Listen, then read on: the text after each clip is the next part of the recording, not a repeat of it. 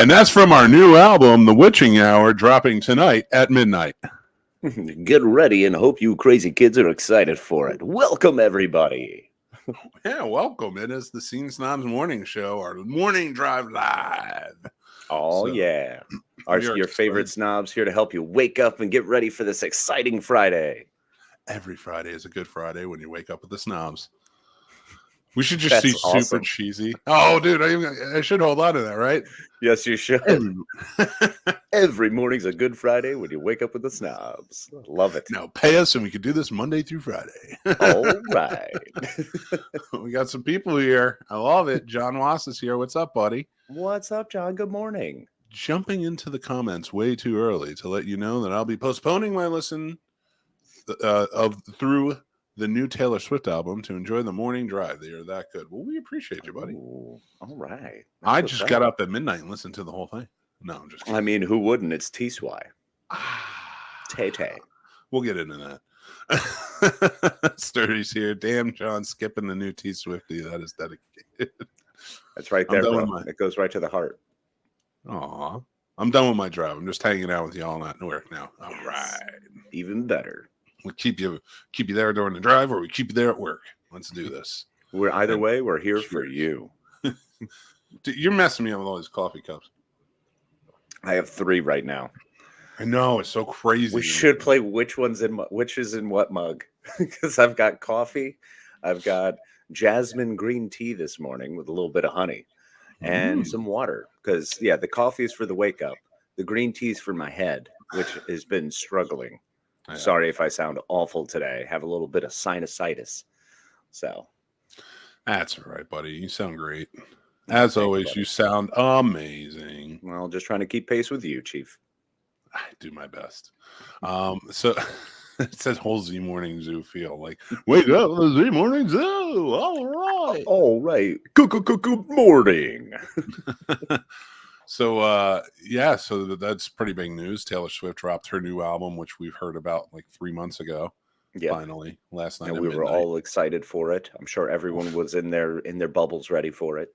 Were we all excited? Yeah. I mean, I was dream excited. I know my wife was. My wife, at any given moment, you can walk through his house and there's Taylor Swift on one of these Alexa dots. That's what I like. Because she's amazing. I mean, all right, she's great. Yeah, Swifty's great. I love Tay Tay. Mm-hmm. She's a very talented songwriter. Her songs scare me. Why? Her songs are toxic. Whoa, wait a minute. Her songs are toxic? Her songs are toxic. Way to bury the lead. What do you mean toxic? Listen to them. They're problematic. Well, I mean, Britney Spears had toxic. You know how when you watch romantic rom-coms from like, especially when we were younger, it has a very unrealistic and unhealthy image of what men should be in a relationship. That is by and large, the same thing with Taylor Swift songs about women and how women should act in relationships. And I'm here to tell you, you shouldn't. And men shouldn't act the way they act in her songs either. Well, no, true. That's a big thing because you shouldn't be, cheating or a scumbag, basically. Or lose interest. There's one song where the dude just lost interest and she's losing her mind. But that happens. You just have to be honest and upfront about it. But she never changes. It never changes. He's still the asshole. Oh, man, another $1. God. There we go. We are officially up to $27 now. So Mary actually had a good point with the swear jar. Mm-hmm. She goes, we should do it monthly. Ooh, I like that. Do charity monthly. And actually, I think she used it as because she's doing the St. Jude's charity walk thing. That's right. And she goes, "Why don't you donate to my thing?" I'm like, "Good self plug. You had this whole lead up all the way, and then you're like, but donate it to me." And I'm like, "We'll see." Because I'll she's a ask genius Casey. like that. Smart. So like, I like Taylor Swift songs are catchy. They're fun. They're topical to, I'm sure, her life. Mm-hmm. But at the same time, like when you watch them, like there's another one. And again, it's a great song and it's a beautiful video. Everything about it is fantastic. But then when you like peel away the layers, you're like, this is a problem. Like she goes to this dude's wedding. Miles Teller's in it. Mm-hmm. It's her ex. He's getting married. And her whole point is like trying to completely destroy this wedding because, and say like, you're thinking about me, basically. And I'm like, this, okay, you didn't work out. We get it. Get over it.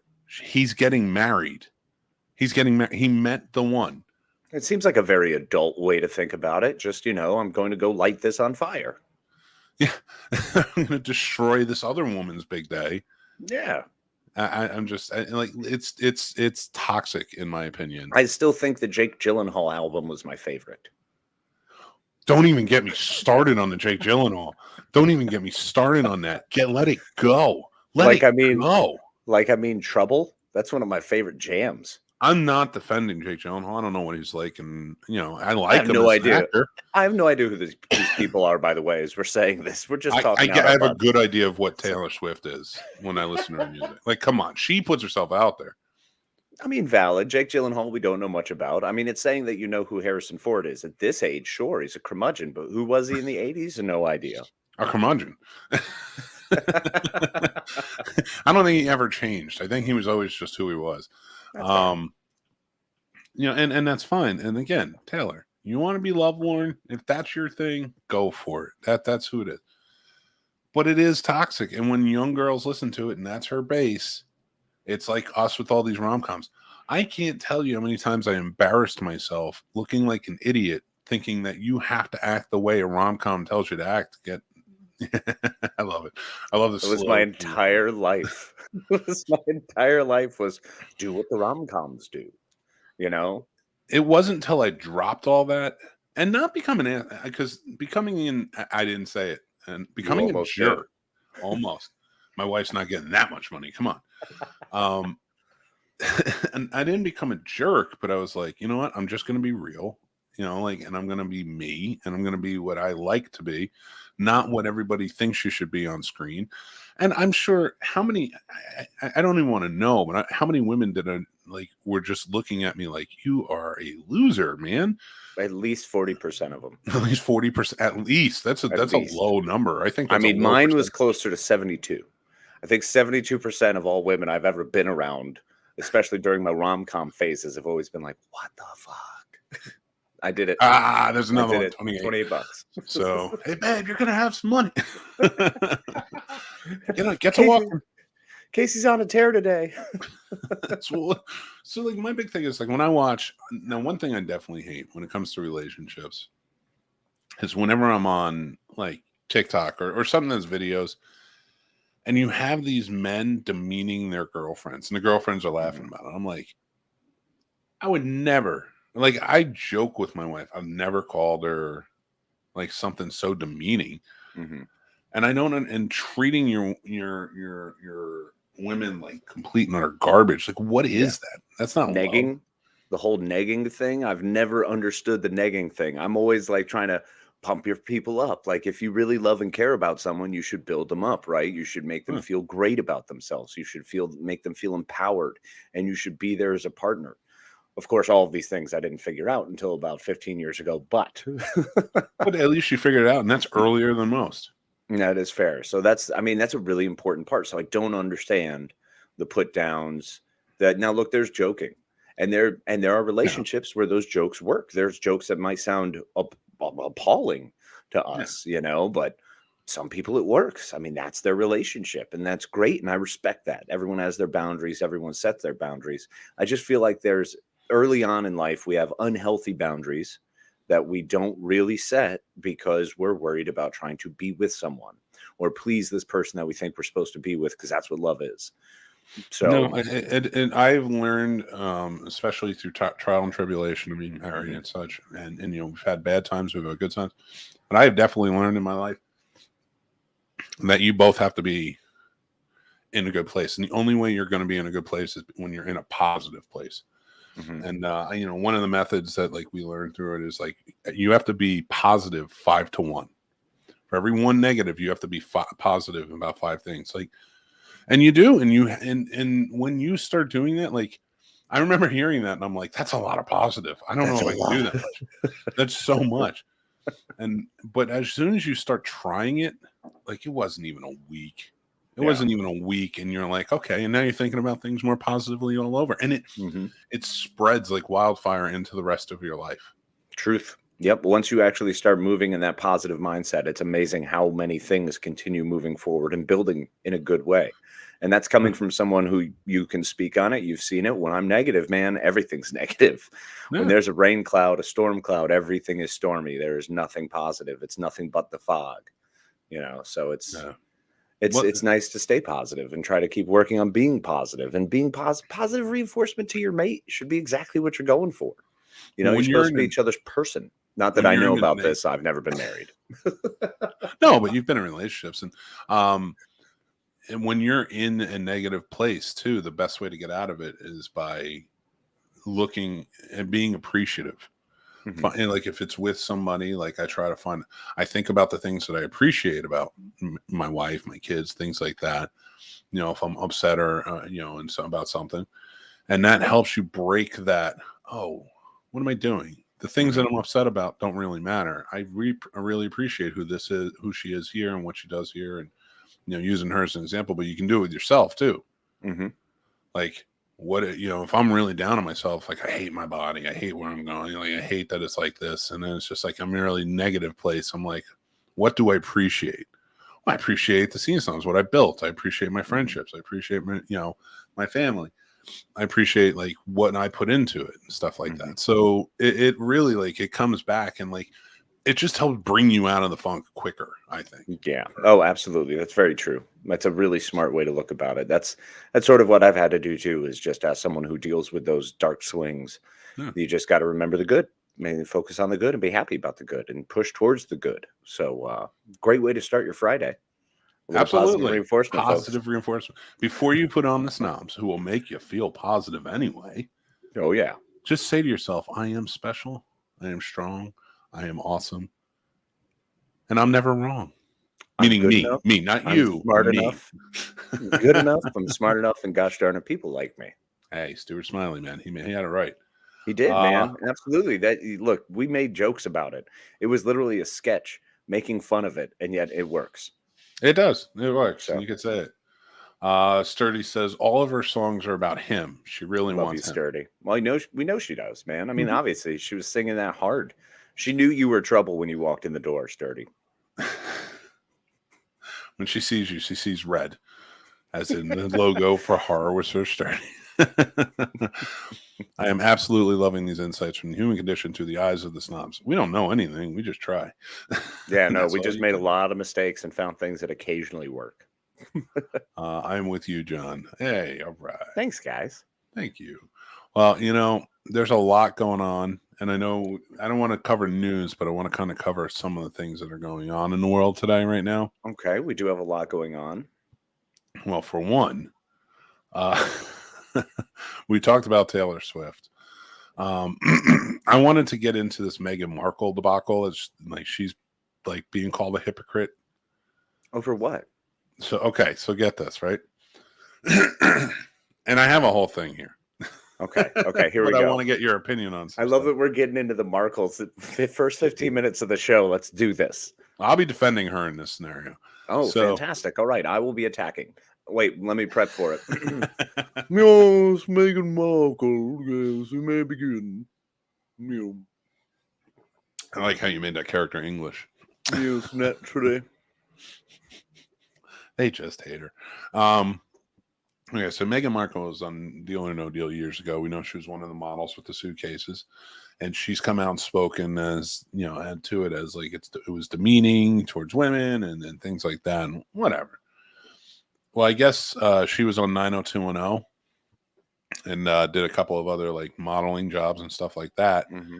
And people are calling her a hypocrite because on 90210, I guess she was performing an act.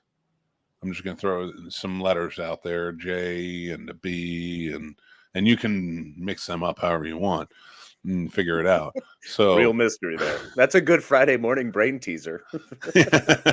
You let me know in the comments if you figured it out. If not, we'll tell you after the show. So she was performing, and like the guy was cheating on his girlfriend or something. I don't know. I didn't watch the new 90210. So, and like they get caught, and then there was another one where she was like topless in front of like a grill and Maxim, like they're doing a summer shoot or something. So they're calling her a hypocrite for speaking out about Deal or No Deal, but doing these things. And come on, I almost cursed there. Come on. Seriously, really? You can't leave anyone alone. You can't leave anyone alone. Like so. Someone has to always have a target. Always. My head hurts right now from talking about this. And people being in the spotlight are always going to be targets. And unfortunately, she is a duchess. So she's definitely going to be a target. Whether they remove her. Well, they stripped her titles, I think. I don't know if they stripped her titles or whose titles they stripped. I don't know. She was referred to it as a duchess. So I believe she's still kind of sort of technically a duchess. But, I mean, that's actually an interesting point. Eliza Cuthbert, I was reading an interview she did, and she was talking about that because I had one of her FHM magazines way back in the day. Mm-hmm. Like there was Maxim, FHM, and stuff. And yeah, the stuff when you were a teenager you could get. Exactly. Because you were too embarrassed to buy a Playboy. Bingo. So it was like this was the era between 16 and I want to say like 23. I had a collection of these. And I read recently where she was basically told by whoever her agent was and then one of her producers and some executives that the next thing they had to do while doing their press releases was to go do these FHM, Stuff Magazine, Maxim, to do all of those, to get on those lists. And as someone who was spending money on this, I can say now in my older age, I understand she came out and spoke out, was like, I was basically being used and peddled, to just move to the next thing. But no one wants to be up for all those sexy things. Like, I mean, if you shoot for it and that's your goal and you're a model and that's what you're going for, cool. But actresses, they weren't, a lot of them were just trying to be in the business. They were just trying to do something they're passionate about. Yeah. And, they get used in this way and peddled in this way. And yes, they get paid and reimbursed for it. But at the same token, that doesn't take away the points that their mentality, the mental anguish that it puts on them to be ranked. Like ranking women, that's just fucked up. And in the grand scheme of things, that's $29. But in the grand scheme of things, I can completely understand where, yes, maybe people have done things that you can look at them and go, oh, hypocrite. That was hypocritical. You did such and such back in when and when. Well, it doesn't necessarily mean that it was something you really wanted to do. It's kind of like a form of peer pressure, essentially, but you're doing it with your career. So I generally lean on the side of all the actresses who have gone through that and dealt with that because it's horse crap. And it's unfortunate that it does continue to happen. That is just the norm. You know what? And also at the same time, when you're doing this and you're tearing this woman down who was on 90210, she was an actor just starting out. Mm-hmm. She got a job doing this. It led to clearly her having a career on Suits where she played a great character. Yeah. And and I'm not even saying that like that I don't know what that character was on 90210. It could have been a great character too. I don't know. I didn't watch the show. But and I'm not putting that down, but I get what they were going for, like this whole cheating thing, and he got caught or whatever. I saw the scene. And it is what it is. I don't care.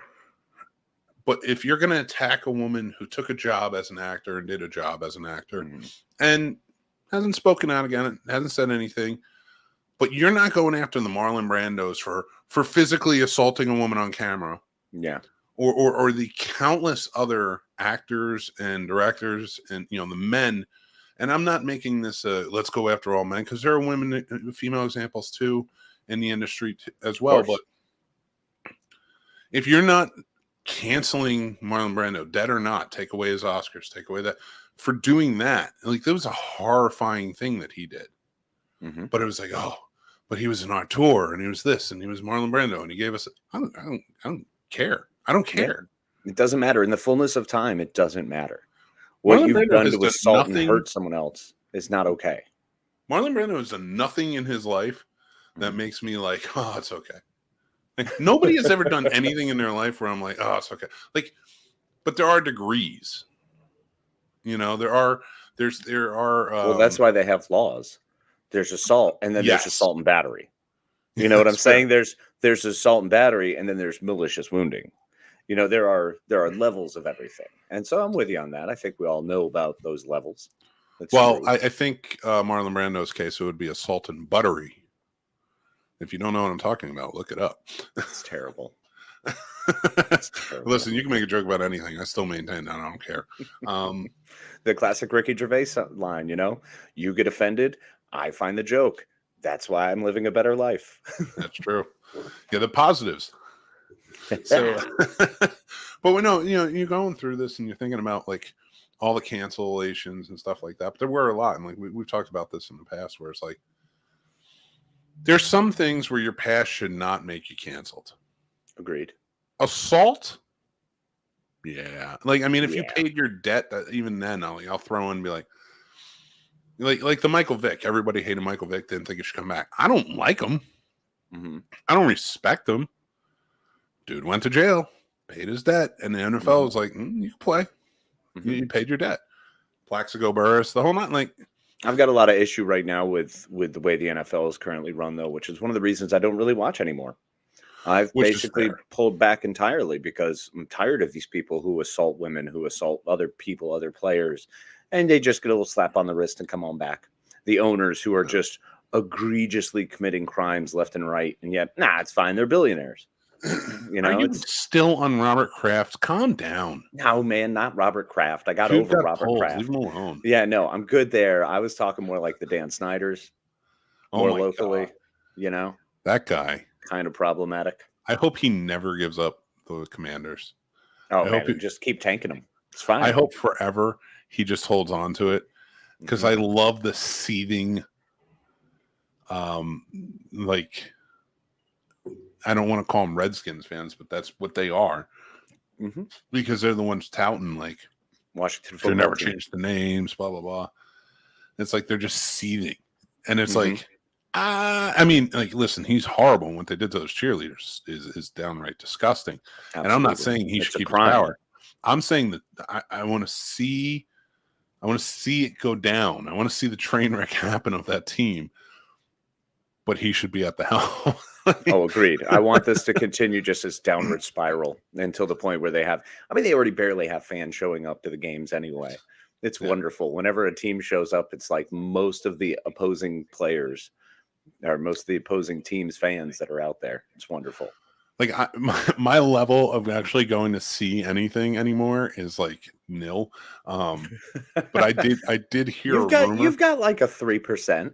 A 3% possibility of yes to any ask. It's true.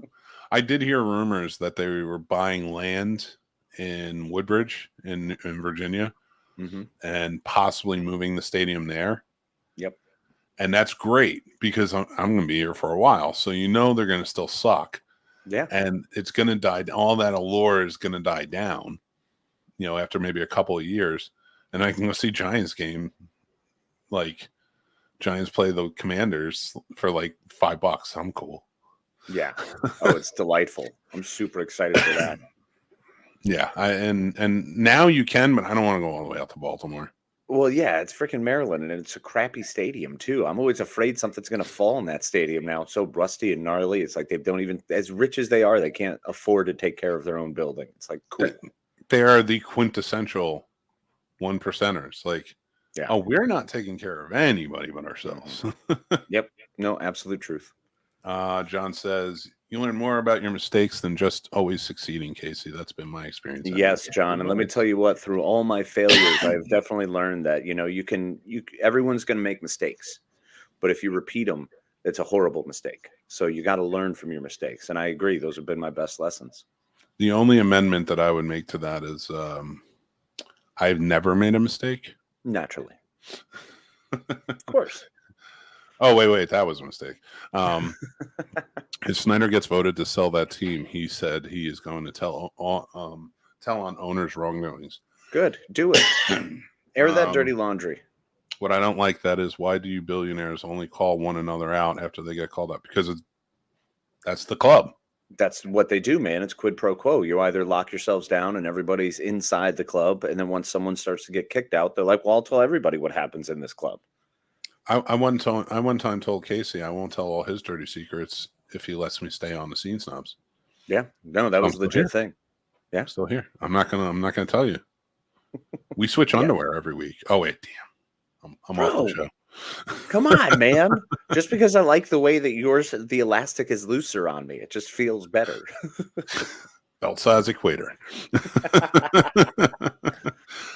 So I think the thing that as we're going on, and not to get too high into cancel culture or anything like that, because you can go on and on.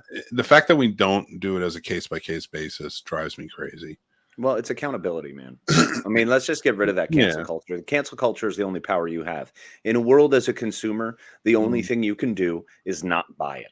That's literally our greatest power. All we are wielding our power is to vote and to not buy stuff. So if we choose not to buy stuff or to tell other people why we're not buying stuff, we're, yes, canceling, if that's what you want to call it, if you must in your small mind look at it that way. But it's actually holding people accountable. It's making people wielding the power you have in order to show the corporate overlords how you feel about things. Hence why with Ezra Miller, I have no intention to ever see anything that person is a part of or ever commit money to them, because that's just horrifying and gross. And the fact that they've, once again, WB circling the wagons over some dumpster fire is just mind-boggling to me. You know, and I get that people need help. I am not putting down mental health in any way, shape, or form here.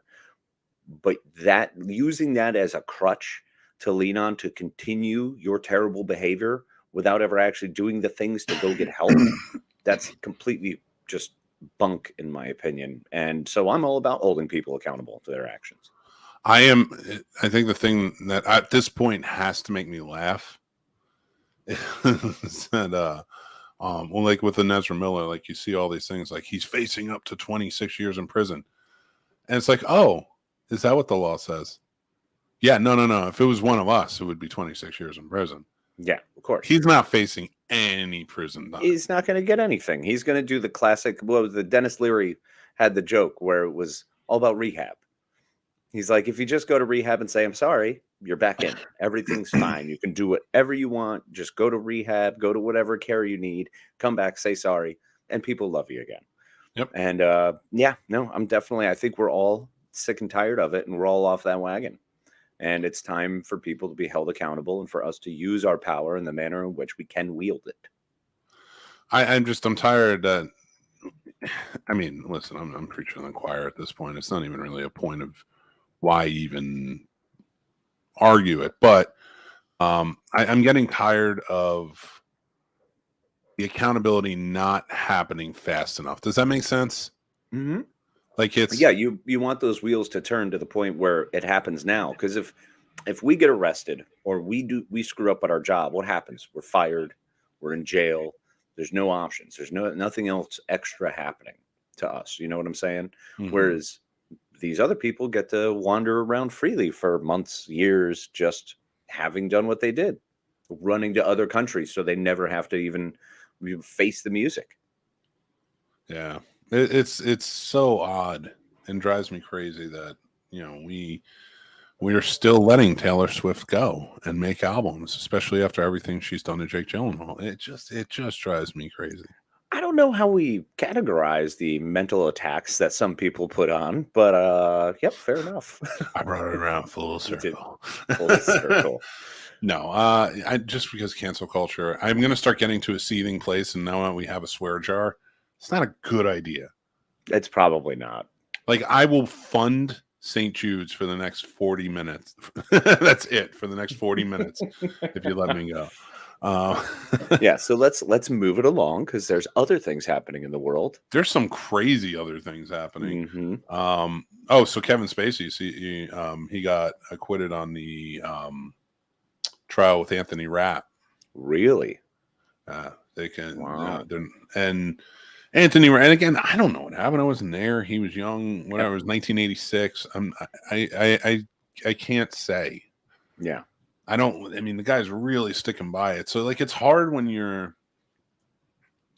It's so weird when it comes to the courts, because I get why a lot of times the jury's like, there's just not enough evidence. It's 1986. What are you going to do here? Yeah. You know, there's no evidence. It's just word against word, and you can't count on that. And a lot of people get mad about that. And it's like, yeah, but this is why and you can't even say like, you got, in today's world, it's like, speak up, because there's more of a voice now and there's more of a chance to do it. But 1986, how's this kid going to speak up? Mm-hmm. Exactly. I mean, that was not an option in 1980. In the 80s and 90s. He would have never had a career had he come out and spoken up about it and stuff like that. It's so. I mean, that's proof. Ridiculous. Harvey Weinstein. That's all we need to say. That's the proof of the meter. Okay, not until the late 2000s. What was it? 2010s that he even finally got indicted. Like, oh my gosh.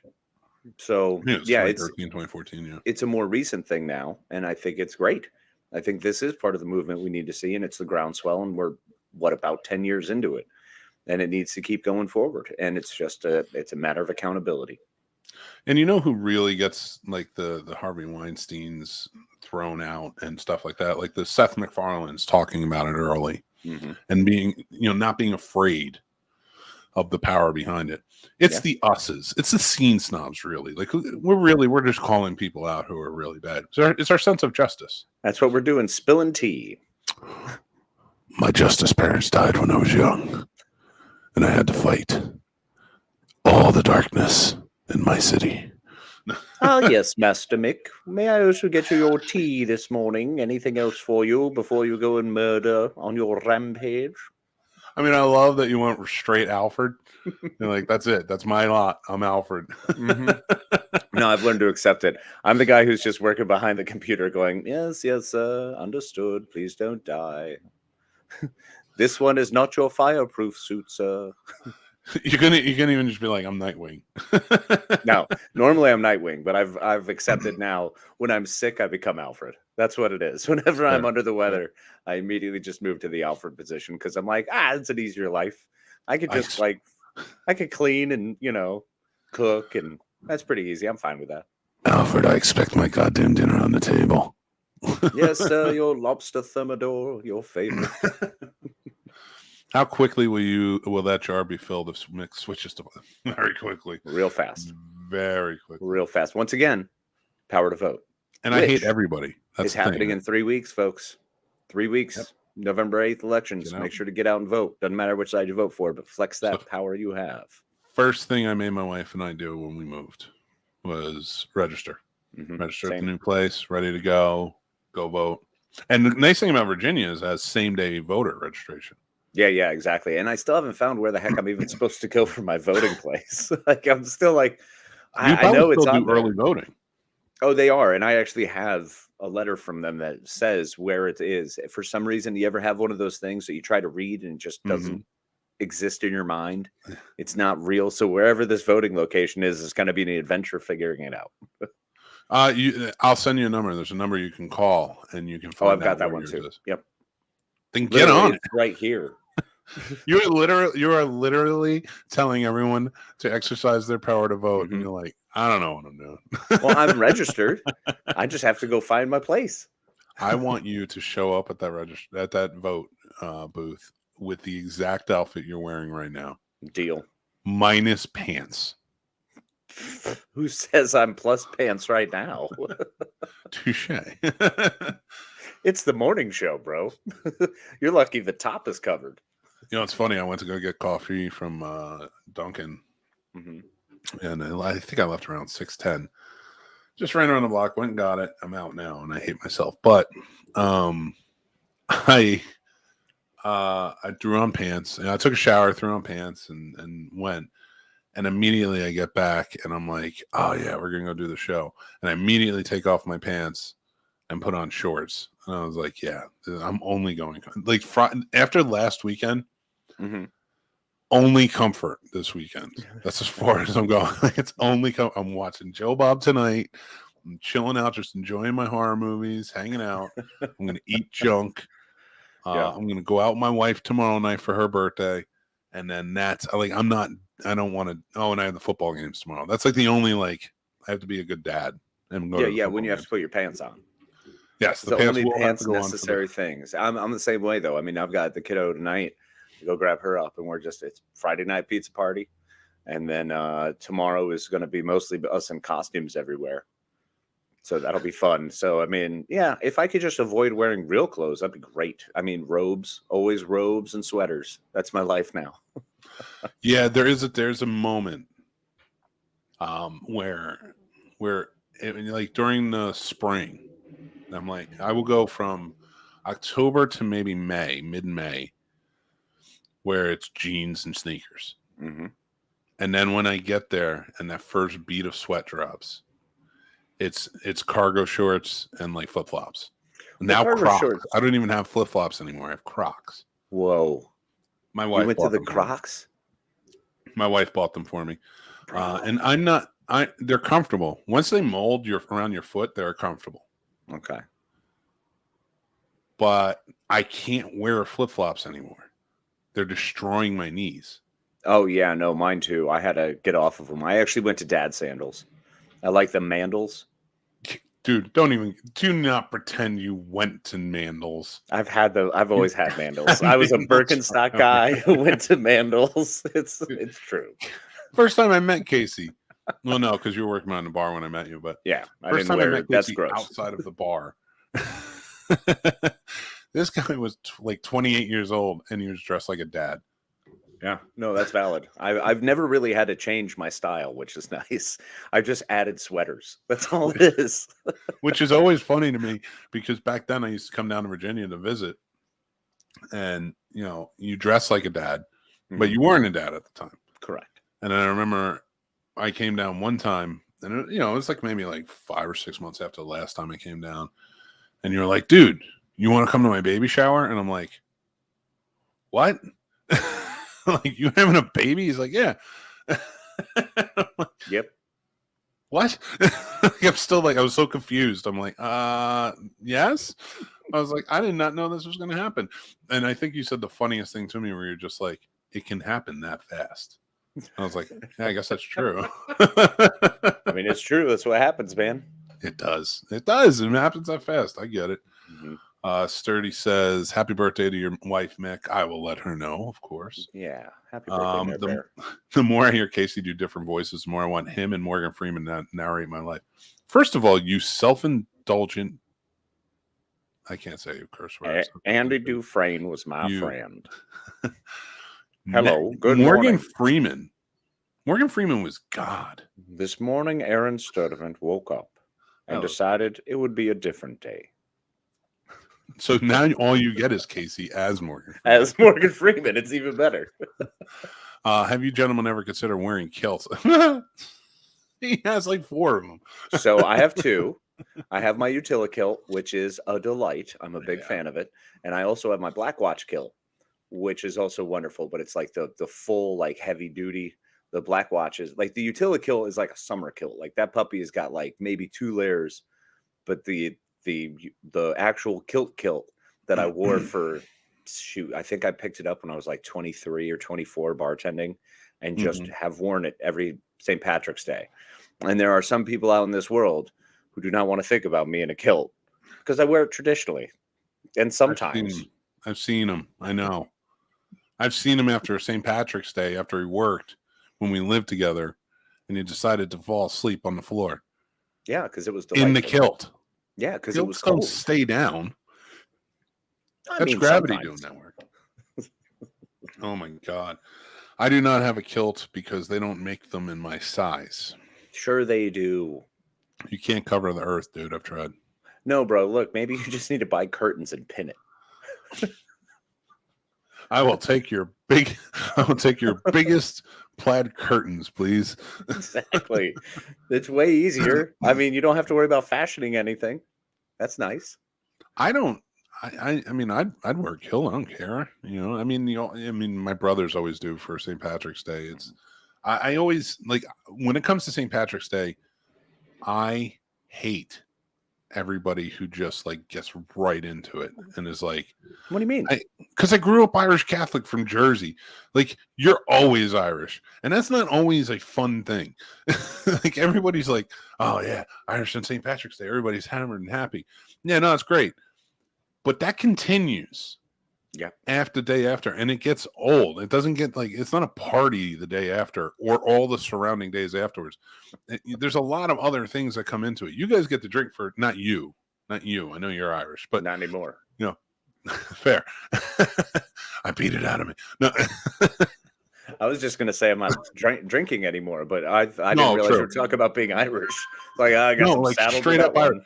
Like the drinking too. Like that. Yeah. I mean, listen, that's fun on that day, but like everybody like puts on the kilt, everybody puts on like the leprechaun outfit and whatever. It's fine. But gosh, I have one of those too. But the difference between you and most, and like you, Mikey, I've seen you wear the kilts throughout the year. Yeah. It's not the day of.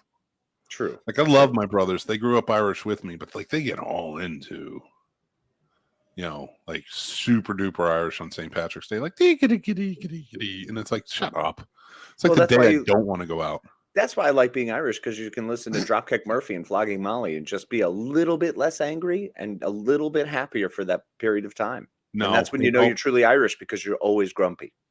Well, then nobody else is truly Irish, because every time those songs come on, a fight is going to break out. Yeah, it's great to watch. You never know who it's going to be between. Sometimes it's between yourself and your own mind. It's wild. Not my size. Oh, man, the self-loathing is wonderful. Dude, every time that freaking song's played, shipping up to Boston, it's almost like everyone looks at me being 6'8", and it's just like, yes, who can this guy fight? And it's like, no, I don't want to do this. See, and that's the trick, is you got to look at someone Mikey's size and go, who's that guy going to fight? Because that's the actual thing that happens every time, is the short guy just goes off. Yeah. And usually after the big guy, and then it's like Chucky fighting Jason, and it's like, we know who's going to win this round, but come on. They're going to keep going. But it's cute. I'm sure it's cute. Chucky's got some fight in him. He'll keep coming. Listen, I'll team up with the little guys. I don't care. I'm just like, I could throw them. I like cannonball them. I'm like, let's do this. Throw them right at everybody. Full on Colossus with Wolverine. I remember one time it was like a night off. I wasn't bouncing, and I forget. It might have been the pub, or it might have been somewhere else. Or I didn't pub. I didn't. Well, I didn't officially bounce at Mackey's, but it seemed like every time something broke out, I was, Dan, can you help us out? Like, really? You sure physically bounced there. Yeah. And I remember a fight broke out. I don't think you were working. I was with George. Mm-hmm.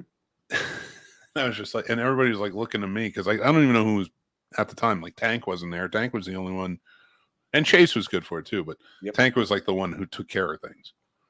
And I don't think he was there, so nobody was doing anything. And somebody like looked at me and was like, "Are you gonna handle this?" And I'm like, "Sure." And I threw somebody at the guy. I was like, "They'll fight." That's an effective way to do it. That'll work. Yeah, enjoy that. Let's see how this goes. Just leave me alone. Because I was the only one sober in the damn bar. My specialty was water. Give me a pitcher of water. Yes, you were. And then Mikey would always give me like, not at first. Let's make it very clear. You did not start that way. That became a learned thing. Oh yeah. Once I had my first hangover. Mm-hmm. The second I got my first hangover, I was like, no, I'm never drinking again. And I still I partake. 2 days. I'm gonna have a margarita tonight. Because of the diabetes, I'm limited now. So like I can only have very little. And I do fruity drinks. Like that, that was another thing. After I was just like beers. Like ask Jeremy too. Like you should like say something to Jeremy. Be like, how much could that guy drink? Jeremy lived with me in college. Like it was like a case a night, at least. And like because I wasn't even the tallest one in our house. Jeremy was like 6'6", so he was a couple, and then Andrew was 6'9". So like we're in a house of giant. Joe, you've seen, is like 6'7". So yeah, like, the fact that Joe was like the shortest guy is still hilarious to me. it is. Well, we had another guy who lived with us, this guy Mike, and he was the shortest guy, but he could like outdrink everybody. It was so odd. It's so weird how we equated that to like how manly you were, how badass you were. Oh man, I can polish off a case of beer. I remember when I started hanging out with my buddy Matt, who gets married today. Congratulations. Hey, Matt, right? Yes, indeed. Hey, all right. Congratulations. He's getting Matt. hitched, so which is badass, man. Amazing. Congratulations to him. Really stoked. That's fantastic. But when he and I started hanging out, like, you know, we'd get a 6-pack of Yingling, and that would be enough for the night. You know what I'm saying? That was just how we started. And then progressively, I mean, this is over the course of a year. Like month by month, we all of a sudden needed a suitcase for 3 of us to just get hammered, and it was nuts. Like, it's wild. Yeah, happy we went backwards from that. Now I'm back to a cheap date where I'm like, I have a 6-pack in my fridge, and I'm like, if I have one, I'm going to pass out. It's wonderful. Everybody hated me because I could wake up the next morning and feel nothing. Oh yeah, no, I've seen that. I hated you for it. And then one day I woke up and I'm like, what is this feeling? And I felt terrible. And I think I was at my brother's, and he was like, it's a hangover. And I'm like, never drinking again. And I did. I was like, never like that. I've gotten drunk once since then. And I never got drunk after that, because that was after I met Mary. Mm-hmm. And it was like what I would do is I would get hammered once a month. Yep. I had to be in a contained, like, you know, my brother was there or you were there, like people were there that I trust. I got super hammered. They sent me home, and they called a cab for me, and they go, make sure you get him home, and you better not overcharge him, because he'll rip the car doors off and he'll come after you. Yeah. And this guy was terrified because I'm just this giant getting in his minivan, and I handed him money. Or I go to hand him money. I'm like, here, because they paid for it. Mm-hmm. I go to hand him money, and I'm hammered. He's like right in front of the door where you used to live, like the one you took over from me, that place. Yep. And I go and I get out, and like I like slam the door open, and I'm like, how much? And he's just like, no, you're good, just go. And I'm just like, no, I gotta pay you. And like I'm just like fighting with the guy to pay him, and he's like, no, they paid. And that took far too long for me to understand. Sounds about right. And I get out, and I'm like, how do I close this door? And he's like, I got. I'm like, all right. And I go, and I'm talking to, I did the whole what's the strongest ship in the fleet thing. Yep. I called everybody. I drunk dialed every one of my friends. And like, if you've never heard the story, we even have the shirt on our merch store. I call everybody up, and all I say is, what's the strongest ship in the fleet? And they're just like, friendship. You had left a message for me. I forgot about this part. One of my favorite messages ever. You didn't finish the punchline. You just said, what's the strongest ship in the fleet? Love you, buddy. It just hung up, and I was like, that's amazing. I bet you in my head, I was like, he'll tell me tomorrow. Yeah, exactly. Yep. And then, I did. But then I called Mary, and we had just met. We were dating. Yeah, this was only like month 2, I think. No, it was first month. It was the same month. It was still the same month. Wow. She just really likes me. Yeah. And to put up with this, and I like call her, I'm like, you're so pretty. And like all this like really sweet stuff, like a bear would say to somebody. Yeah, and I go, before it eats them. I like you. And like all night long, I was drinking the blue drink that Rain used to make. Mm-hmm. And it was just this fruity blue drink she used to make, and I was down in them. And like I'm talking to Mary, and we're having a good time, we're talking, we're laughing, and I throw up all over myself just sitting there. I don't heave over. It's just all over my shirt. And I'm still talking to her. I'm like, oh man, I threw up. She's like, I think you need to go to bed. I was like, it's all blue. After that, I was like, I like this girl too much. I cannot be like that again. I was like, I'm not getting drunk ever again. And I never have. I've never gotten drunk. That was no. We're married 7 years in November. Yep. We're together 8. It's amazing. So, I love that. Not gotten drunk in 8 years. I've gotten buzzed usually only when I do those. Well, your margarita nights, which you do like once every couple months. The Script's Gone Wild and stuff. Oh, that one, yeah. Yeah. Yeah, that's and then like, and only that, like I think I had a tall margarita for this year's, and it kind of got me buzzed, and I was like, all right, I'm done.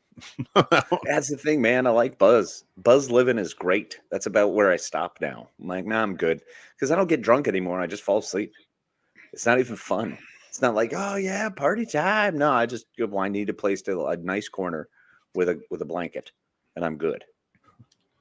Well, now that getting high is legal on marijuana, Ah, yes, the old Mary Jane. the gummies are like, where's that for me?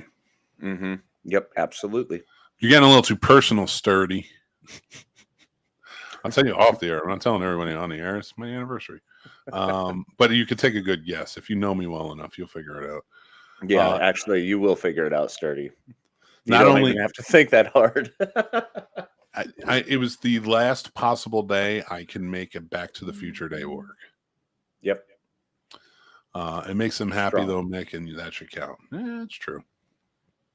So, yeah, guys, we're coming up on our first hour break, but make sure you stay with us. We got a read to do. I'm gonna do Noom. Let's do it. Actually, I'm down again. Like I'm down to 490. Hey, great job, man. That's awesome. I know you were kind of struggling because you were in that middle ground where you weren't felt like you weren't making the progress. You had to push through. I'm impressed that you've pushed through, man. I know that's really hard to do, and that's a tough spot. And good job. I had to regulate my diet a bit because when we moved, I was eating out. Yep. And then like last week we were traveling, I ate out and things like that, and it kind of hit a little too hard. So I just kept pushing, but I have a new goal. Oh yeah. I told you about it the other night. By Carolina Fear Fest, which is Memorial Day weekend, I want to be at 300 pounds. Which is amazing because I too want to be at 300 pounds by Carolina Fear Fest. Just muscle. So I got some bulk eating to do. You're gonna look like Ryan Reynolds. Like you're gonna look like the stupid Ryan Reynolds from Free Guy. Yeah, like the one where he was just bulky, like they made him t-shirt guy. And dumb. Hey. Nah. It will be funny. That's who you're gonna look like though. It's gonna be like for some reason you're gonna have quit smoking and like the teeth are gonna whiten. Oh, everything's gonna be better. Bright. Like your skin is gonna be perfect. Not that it's bad now. I'm just saying. No. But it could be better. When I quit smoking, these got a lot lighter. Yeah, that's usually what it takes. So I'm almost there. I'm getting there, buddy. This is my big push. I want to be done by November. You should make that the goal. That's mine. Completely smoke free by 2023. Smoke free by 2023. Doom. That's it. You can do it. You can do it. I believe in myself. You know, we need to get a sponsor who does quitting smoking stuff. What are you doing for Thanksgiving this year? No idea yet. We're having like a big one here if you want to come. Are you? Possibly. I'm trying to figure out exactly what the plans are because I'm trying to go up and visit Mom in December with because my sister's supposed to be flying in, so I want to bring River up so we can do a big family thing in Christmas. Well, around Christmas time. I still don't know what the schedule looks like. But yeah, Thanksgiving. I'm pretty sure this is mine and River's Thanksgiving, so we'll absolutely love to come by and hang out. Yeah, that'd be awesome. Yeah, and we have Tommy this year for Thanksgiving, so he'll be here. Score. Oh, that's great, dude. All right, real quick before we go anywhere, I got so I'm working a 300. So like I told Mary because she's like we're gonna have this big Thanksgiving. I was like, all right, well I can't eat a lot because with the diabetes too, I can't like eat a lot of starches, stuff like that. So like all the great parts of Thanksgiving. All the great parts. I can eat turkey. I mean that's all right. I'm always 50-50 on turkey. I'm more of a ham guy, or I'll combine my turkey and ham bites. Well, that's a good part, though, is like I don't have to completely, but I have to portion. And I have been portion controlling, so it's been nice. And it's actually so much better for me. I feel less sluggish. But, man, let me tell you what. I want to go back to your sister real quick. I want to tell this funny but okay. I want to tell this funny story real quick. So, I had known Casey, like, by the time Casey and I lived together, I had known him for like 3 years. And we hung out, and we were friends. And one day I wake up, he's at work. I wake up, I come downstairs, our other roommate, and this beautiful blonde woman is standing in my living room. And I walk downstairs and I'm like, what's happening? What is this? Like in my mind, this is all in my mind. Oh, of course, yes. I'm like, what is happening right now? Like, did I wake up in a dream? Like, what's going on? And our other roommate goes, oh, this is Casey's sister, Amanda. And I'm like, what? That doesn't exist. That's not a thing. That's not true. And I'm like, all right, well, I got to go to work. So it was like, very nice to meet you. Hopefully we'll see you later, blah, blah, blah. And I meant that at the time. Mm-hmm. I don't mean that anymore. Because too much is tied together in this realm and world. And plus, I'm happily married to a beautiful woman. Yes, you are. So, and now, like, because Casey and I have become so much closer, I'm protective of his sister as well. So, which I appreciate, but it was funny your first reaction when I got back home and you were like, I called you. Oh, that's right, you called me. I called you at work when I was going into work, and I'm like, you've never told me you have a sister and that she's probably the most amazing human being I've ever seen in my life. Yep, valid. And it was, you're pissed. Casey's pissed. He's like, I don't think he ever wanted me to know he had a sister, and I don't blame him. It was a secret for a long time. Like, Amanda and I keep each other's secret from the friends. I keep her a secret from my friends because my friends are lascivious pigs who generally are going to look at her and go, wobble, wobble, wobble. Look at this woman. And I'm like, that's calm down, pump your brakes. That's fair. And then she keeps me a secret because I'm weird and make everything uncomfortable. And I get awkward and like big and loud. Secret. You don't think so? That's not why. It's got to be both the same thing. It's got to be like she doesn't want her friends to like hit on you and vice versa. And I get it. Whatever our genes were that combined to create us, whatever the exact breakdown is, hers worked out way better. That's all I'm saying. No. You both look very similar, but like it's just you look good as a man. Like you would make an ugly woman. Let's be real. Thank you. But you make a good-looking man. She would make an ugly man, but she makes a beautiful woman. It's just that's how the genes worked. It was like, all right, this is the strangest compliment I think I've ever received, and I don't even know if it's a compliment. I'm just going with it. It is a compliment. It is. I think it's okay. I would not make a pretty woman. You could put a little effort in there. I mean, I've got the legs. I have a chud face as a man. What do you think would happen with me as a woman? It would not be pretty. You don't know until you try. Fair. Okay, so going back to the story though. So I piss off Casey with that, and I'm like, I realize I can't even talk to Casey about his sister. So like, we're talking to another friend of ours, and I'm like, I didn't know he had a sister. And he's like, yeah, he's got a sister. She's gorgeous. Nobody's allowed to be near her. And I was like, oh, okay. I mean, I get it, and that's as far as it went with me. Mm-hmm. I did not take it any far. I might have joked with you and like, something you hooked me up.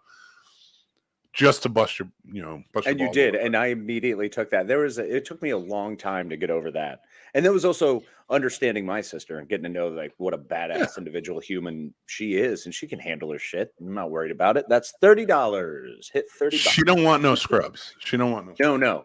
She don't want no scrubs. She's got no time for that business. Oh yeah, no, not at all. So but now pushing forward and getting to the other part of the story. Fast forward a couple of years, I meet Mary. We're dating and stuff, and I forget exactly how it came about. Like she had introduced. Oh, you met her on the same night I met her. Yeah, we both met. That was ridiculous. They're like, "Oh, we're waiting for our friend to show up because we're gonna get Mike and her to talk." And I was like, "What?" Yeah, and it was just like, yeah, it was. That's a whole different story for another day. I kind of have to recreate those, so Mary has another podcast where our life is on it because Emmy just went missing. So. I forget how it happened.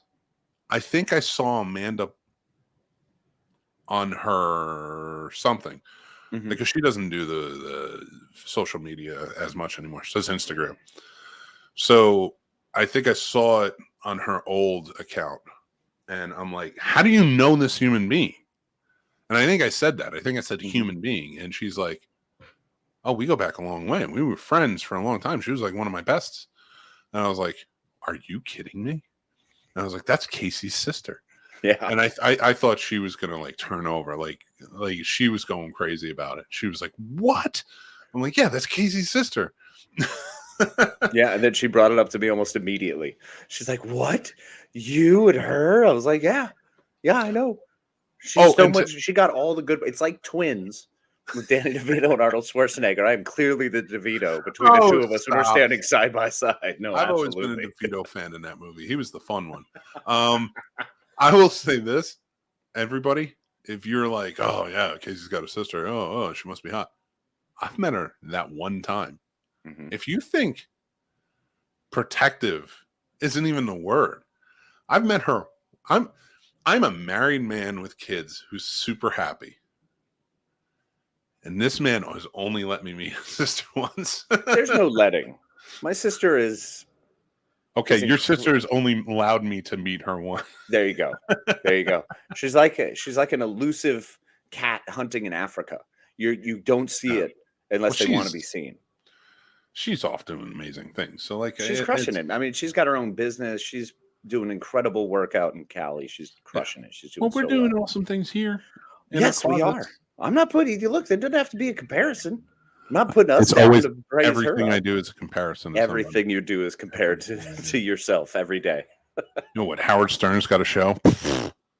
Joe Rogan's got the #1 podcast. Have you seen this? Whatever.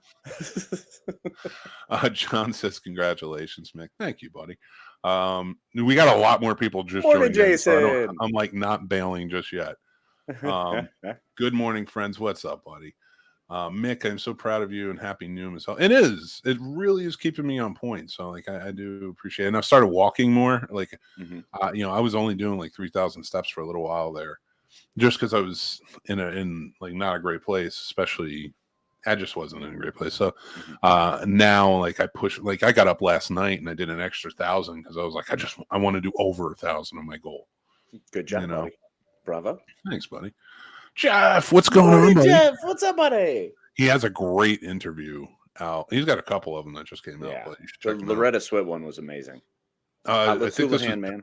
I can't. I'm going to butcher his last name, but I want to say Joe Pat Jankowicz? This guy is like smart. They're talking about the Incredible Hulk. They talk about a few things, and it's just a really good listen. It's a really fun show. George D3, what's up, buddy? From Damn alarm didn't go off. Sorry, you missed so much. I mean, we had a lot going on. We had a lot going on in that first hour. It was pretty good. We tried for news and got no opinion real early. Yes, I love ham. Don't really like turkey. Well, we switch it off every year. Well, that's cool. Let me know which one I need to bring. No, we get it. We get it from the only thing I get that we don't cook is the turkey or the ham because I love the honey baked ham store. Yeah. I love it. It's pre-sliced. It tastes great. I get that, and I get a rum cake from there. Everything else we make. Rum cake. I love. You really coconut like rum cake? Coconut rum cake. I love it. Can't do it, bro. German chocolate cake. That's where it's at. Fine, more for me. Oh, enjoy. We're gonna have a lot of pies and stuff there too. So, but they're gonna be homemade. So. I prefer ham over turkey. Well, here's the thing. So we switch every year. So this year's turkey, and then Christmas will be ham. And then it will switch next year. You don't do goose? No. What am I, 1700s English? No, I don't do goose. Bro, if it was good enough for Dickens, it's good enough for me. There's only good enough for Dickens because there's 7 billion geese in the world. Yeah, so, I mean, look at how many geese are around here. We get the Canadian geese migrating through. Just go to a golf course for crying out loud. You can get your Christmas dinner, no problem. It's just me with a net on a golf course just chasing geese around, and they're goosing me. That'll be fantastic. Well, then it's going back and forth. The camera just stays stagnant as you are chasing the geese and then turn around and there's a flock of geese chasing you. Dude, I'm as you're talking, I'm reading John's like weekend. He ate an entire spiral ham. How are you alive? No, I'm with you, John. I used to do something like that too. My sodium level was crazy high. Yeah, I gotta watch that. OnlyFans link, please. We don't have it yet. I'm working on it, man. I'm getting my feet set up. I want to make sure I have the right shots everywhere. I want to make sure I have the proper footwear because you got to have one on, one off. There's a whole thing here. We need to do an OnlyFans, and we call it 2 Snobs, 1 Cup. And it's literally just artistic pictures of us with a cup. Okay. I'm in. But we like a chalice. Can we change the cup out? I have the Indiana Jones Last Crusade chalice. That's right, you do. Oh my gosh, it's pictures everywhere. That's our OnlyFans. 2 snobs, 1 cup. This is my mug. What's going on? Wise, what's up? Wise, remind me, I got to send you the episode for tomorrow. Yes. You can catch the Scene Snobs podcast on the Real Rise Radio every Saturday at 12 noon. That's right. You should tune in and check us out. No, I would not make a pretty woman. You are No, not I would wrong. not. Yeah, no, you're right. John Wass can be insanely protective of their attractive sisters. Wait, no, not John Wass said this. Guys can be insanely. It's still only early. John Wass gets insanely protective of their attractive sisters. John Wass is protective of your sister. Yeah, like, yeah, now he's just it's upset. great. Thank you, John. Guys can be insanely protective of their attractive sisters. It only gets awkward when she becomes friends with your wife years down the road. No, I mean, my sister is friendly with my wife. And yeah. That's it. That's all I had. That was the rest of the story. Yeah, I kind of wish I was just a little more, I'm glad that as we've gotten older, we've become better friends. I think that's funny how siblings do that. There's the waves, you know? It's oh yeah, wild my how sister it and I works are out. much better friends. We haven't been this close since we were like little kids. Yeah, man. When you're little and you're like staying up late, and the only other person you have around is your sibling, and so it's what you do. You get into trouble with them. Jeff says hello again. Hello. Jeff. Kathleen says good morning, Kathleen. A pleasure to see you. Good morning, Dale. How you doing, buddy? John doesn't process pork products well. It's brutal for everyone around him. That's fair. Hey, I swapped off bacon, man. I'm officially on turkey bacon. And here's the thing. I didn't even realize I had done that until it's been over, I think, a year and a half now. The only stuff I had was at Pam's that I remember having legit bacon. Because beyond that, the diner here locally has beef bacon. Because they don't serve pork, which is fine by me. It's delicious. And then turkey bacon for the house because, I don't want to die that young with junk in my system. I would like, I like to point out that we lost one viewer when you said you turned off bacon, as we should. Mm-hmm. But guys, I just want you to know you can come back because I'm eating all of the bacon that he's not eating. Thank God for him. No carbs in bacon. Diabetes efficient. Heart? I don't know. Heart. You figure it out. You know what? Just listen to your body.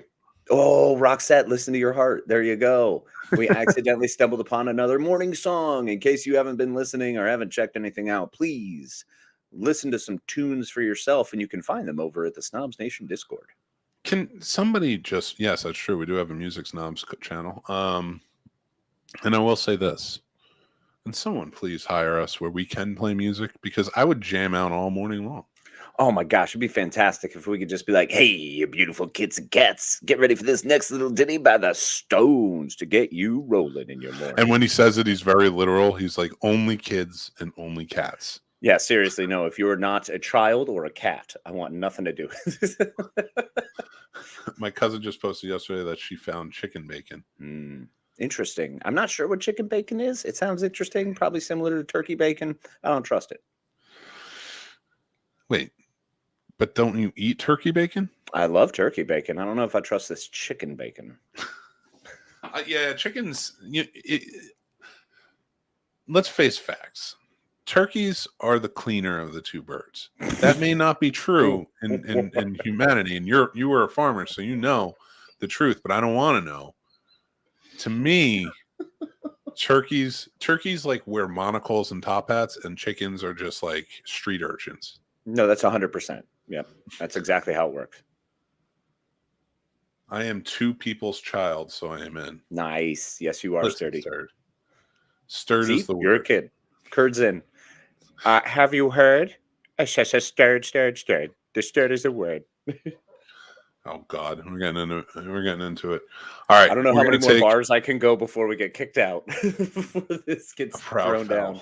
It is indeed a proud fowl. The proudest of all the fowl. Well, it's just a snob. That's why we like turkeys.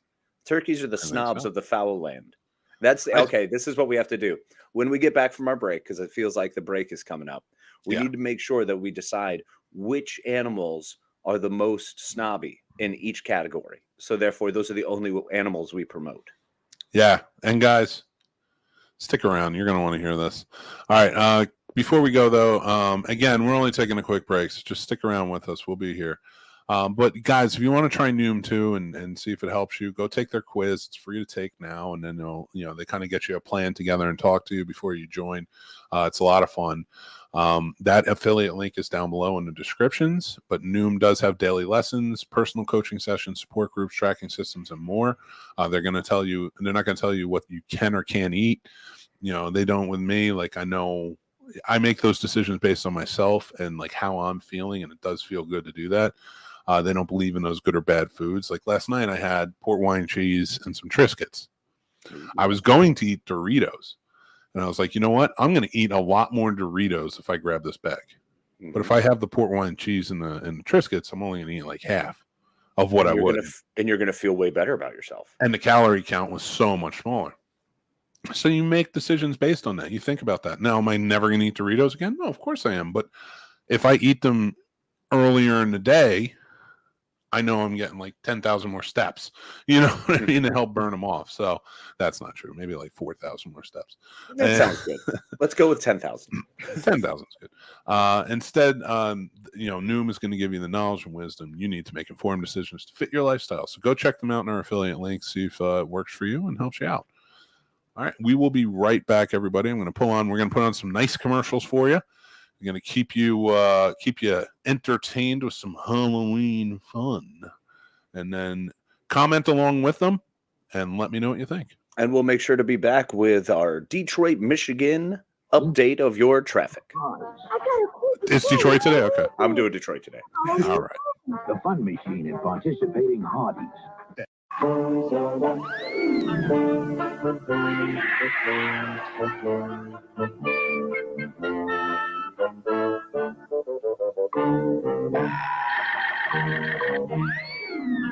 Toys R Us has the Big Bird Halloween costume and the Yoda Halloween costume for trick-or-treating.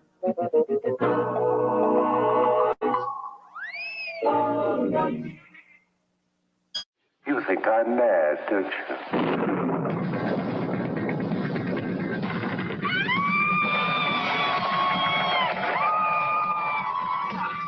Perhaps we are both mad.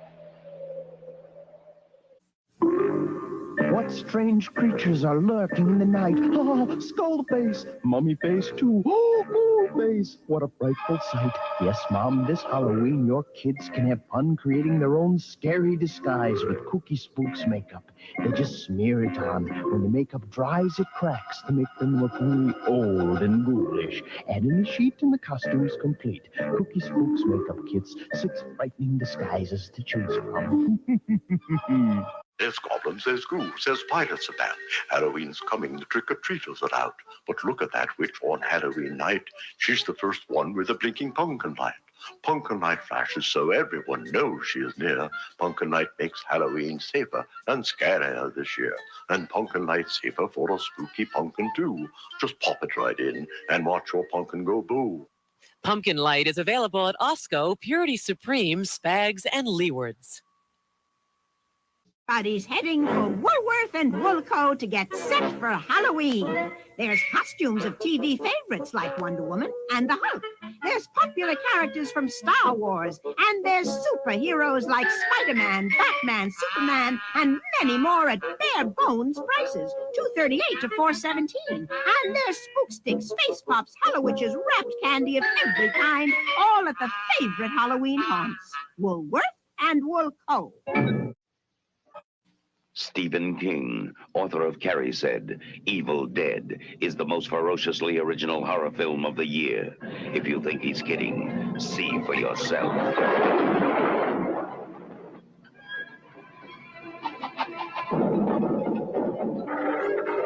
Evil Dead. They got up on the wrong side of the grave. Evil Dead from New Line Cinema. Watch out for him. It started to happen again. Dad! I'm in trouble. You've had some scary dreams, okay? Help! Daddy can't help you now. Freddy is back on Elm Street, and he's not a welcome visitor. A Nightmare on Elm Street, Part 2, Freddy's Revenge. Rated R from New Line Cinema. Now showing at a theater near you. As Halloween approaches, you have to prepare yourself for what might happen. More orange sprinkles. It's a special time of year, and Dunkin' Donuts is dressing up their donuts for the occasion. And here's the werewolf. So come to Dunkin' Donuts and get into the spirit of Halloween. We'd like some Halloween donuts, please. Oh. Anything could happen tonight with Mickey Mouse and M&M's candies. Everything's gonna be just right. A special time for fun and M&M's from Mickey Mouse. Friends, the magic never ends. Grab on to that M&M's feeling.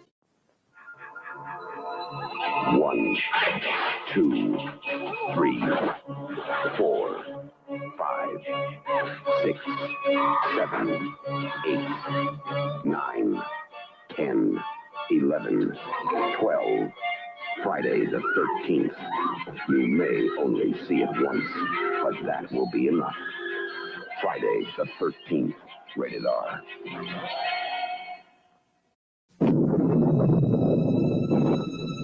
Oh, I do enjoy an evening with a little light entertainment. But when your video heads get dirty, you lose your picture. Not a pretty sight. Happily, this new Polaroid video cassette will help. And it actually cleans your heads as it plays, so dirty heads needn't haunt you. New Polaroid video cassettes. Get the picture? I think Vincent Price doing a VHS commercial was like the thing I needed to see in my life. Oh, it definitely makes me feel better about life. Yeah. Oh my God. I love it though. That was a good break. That was a good break. Yeah, I got up, stretched a little bit. Probably should have drank some water, but I didn't. Sounds about right. Had to reload all my beverages. Yeah, that's legit. We lost some people.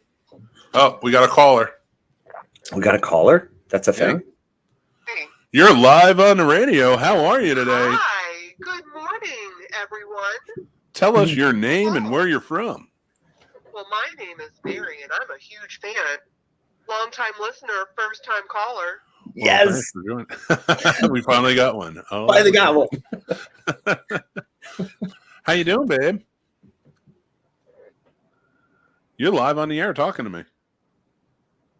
Unless you already hung up. She's like, nope. But she might have hung up. I think she did. I love you if you can hear me. I love you too, Mary Bear. I was just calling to tell you guys I loved you while we were on break, but we're off break now. Oh, well, I will pass along that message to our children. And Kathleen and more are saying hello, Mary, in the comments. So hi. Hello. But wonderful to hear from everyone. Yeah. Thank you for joining us. I was just telling them about our first time. Our first time what? Yeah, Talking that's about Casey's sister. I love Casey's sister. Told you. She's amazing.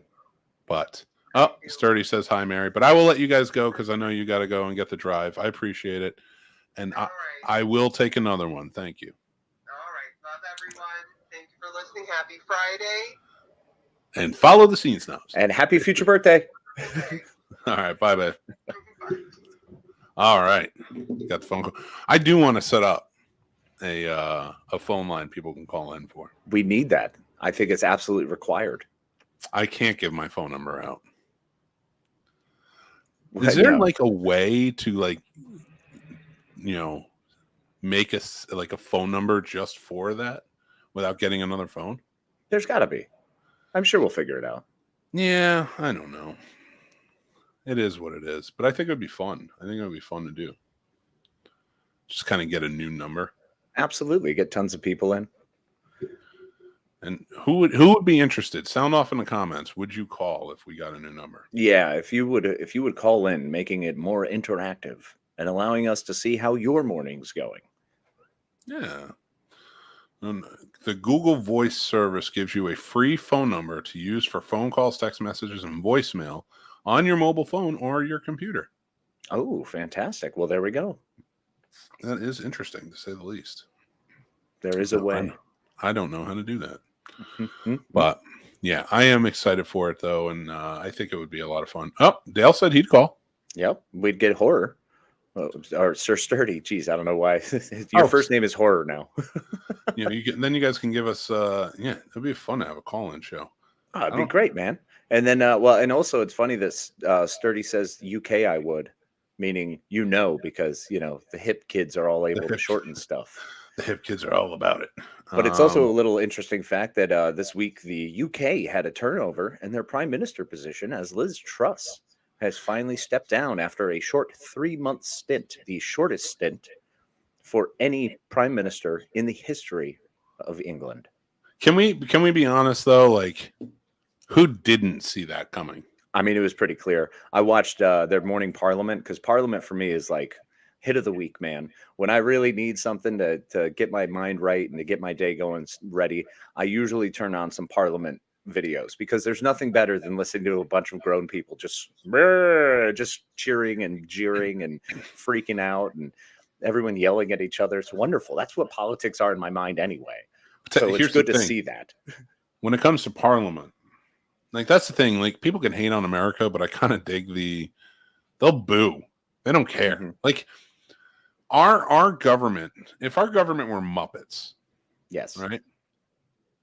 Our government would absolutely be represented by the two old dudes that chill up in the Waldorf and Stadler. Absolutely. That's exactly what our government is. Well, if only someone was able to do their job. Yeah. But Parliament is the same old dudes, but more so from, like, maybe not Muppets, but like an old Sherlock Holmes 1940s mystery where they're sitting in their chairs playing their violins while by the fire before the mystery actually gets started. Right. And yes. When he's or at the end when he's recounting, like, yes, Watson, it's amazing we were able to find them so easily through deduction and sheer will. It's an utter time bomb. Like, it's going to go off like that.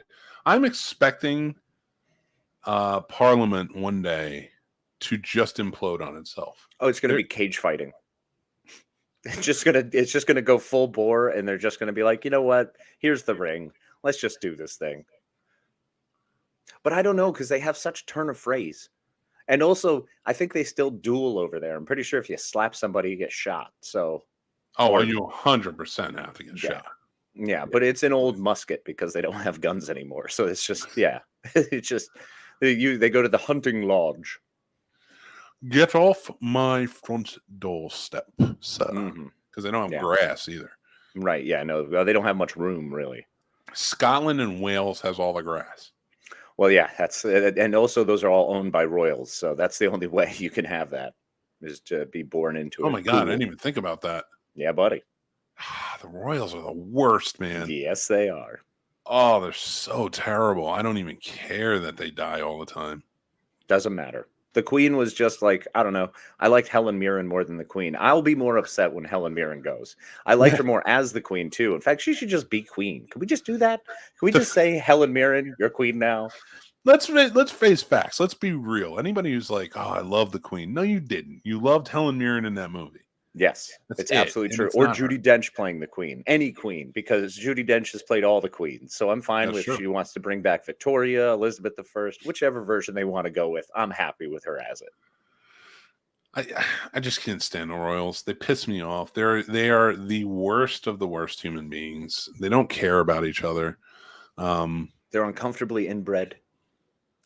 So uncomfortably inbred. Right?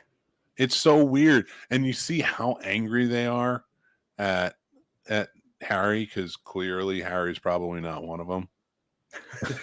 I saw that picture of the valet and them side by side, and I was like, no, it's the soccer player. Have you seen soccer? That's right, the soccer player. That's and he looks just like him. And it's like, William looks like the valet, the personal valet who got fired. And I'm like, what is happening? Oh, no. William, I would say, honestly, up until about 10 years ago, I'd be like, yeah, he was probably somebody else's too. Yeah. And then that wall hit. That wall hit hard. And it was just like, you're a goofy looking dude. that was not kind to you. Kathleen says, be careful not to mention too many loved celebrity names on here. You guys have a tendency to inadvertently kill them. It's really true. Dick Van Don't Patten. you finish that. Oh, Patton. I think he's dead. Actually, I don't know. I should probably check. Bro, you got close. See, that's the thing. You can't mention names. I can. The moment you say it, it's like the Death Note hits and they have a counter starts. It's just he died in 24 2015. theme. I could say Dick Van Patten. It's the 24 theme. Just as soon as you mention someone's name, it's just dink, dink, dink. The clock starts. Timer starts, and it starts like right above their heads, and they don't know what the hell happened. They have no idea what it is. They're like, "What is this?" You have 24 hours to save yourself from the Scene Snobs curse. And there's a Jack Bauer that just shows up. Oh, that's crazy. So Dick Van Patten was born in 1928 and he died in 2015. That's 10 decades of his life. I guess 8 wasn't enough. Laugh at that. You like that one. You like that one, you piece of garbage. I did. I loved it. I looked that up and did the math in my head. It is Friday morning, sir. It's impressive. It's impressive while still talking. In fact, it was great. And Prince William definitely went downhill after 30. You know, it's funny when we were younger, you know, he and I, because we're the same age. Are you really? Yeah. Oh, that's right. He might be like a few months, which leads him to a year. Here, I'll look it up. Ahead of me, but for the most part, we are the same age. No, I don't want county. I want Prince William. William, Prince of Wales. Yeah, 1982. He's 40. So he was born in June. I'm actually older than he is. Wow. And you look way better, bro. How do you know this, Kathleen? What is happening? Because Kathleen likes the Royals. I get it. I mean, look, if I was a young lady her age, I would definitely follow the princes. You not kidding those me? Royals. Not those Royals. No. Ugh. So when we 10 were years young, ago, those Royals. Yeah, that's fair.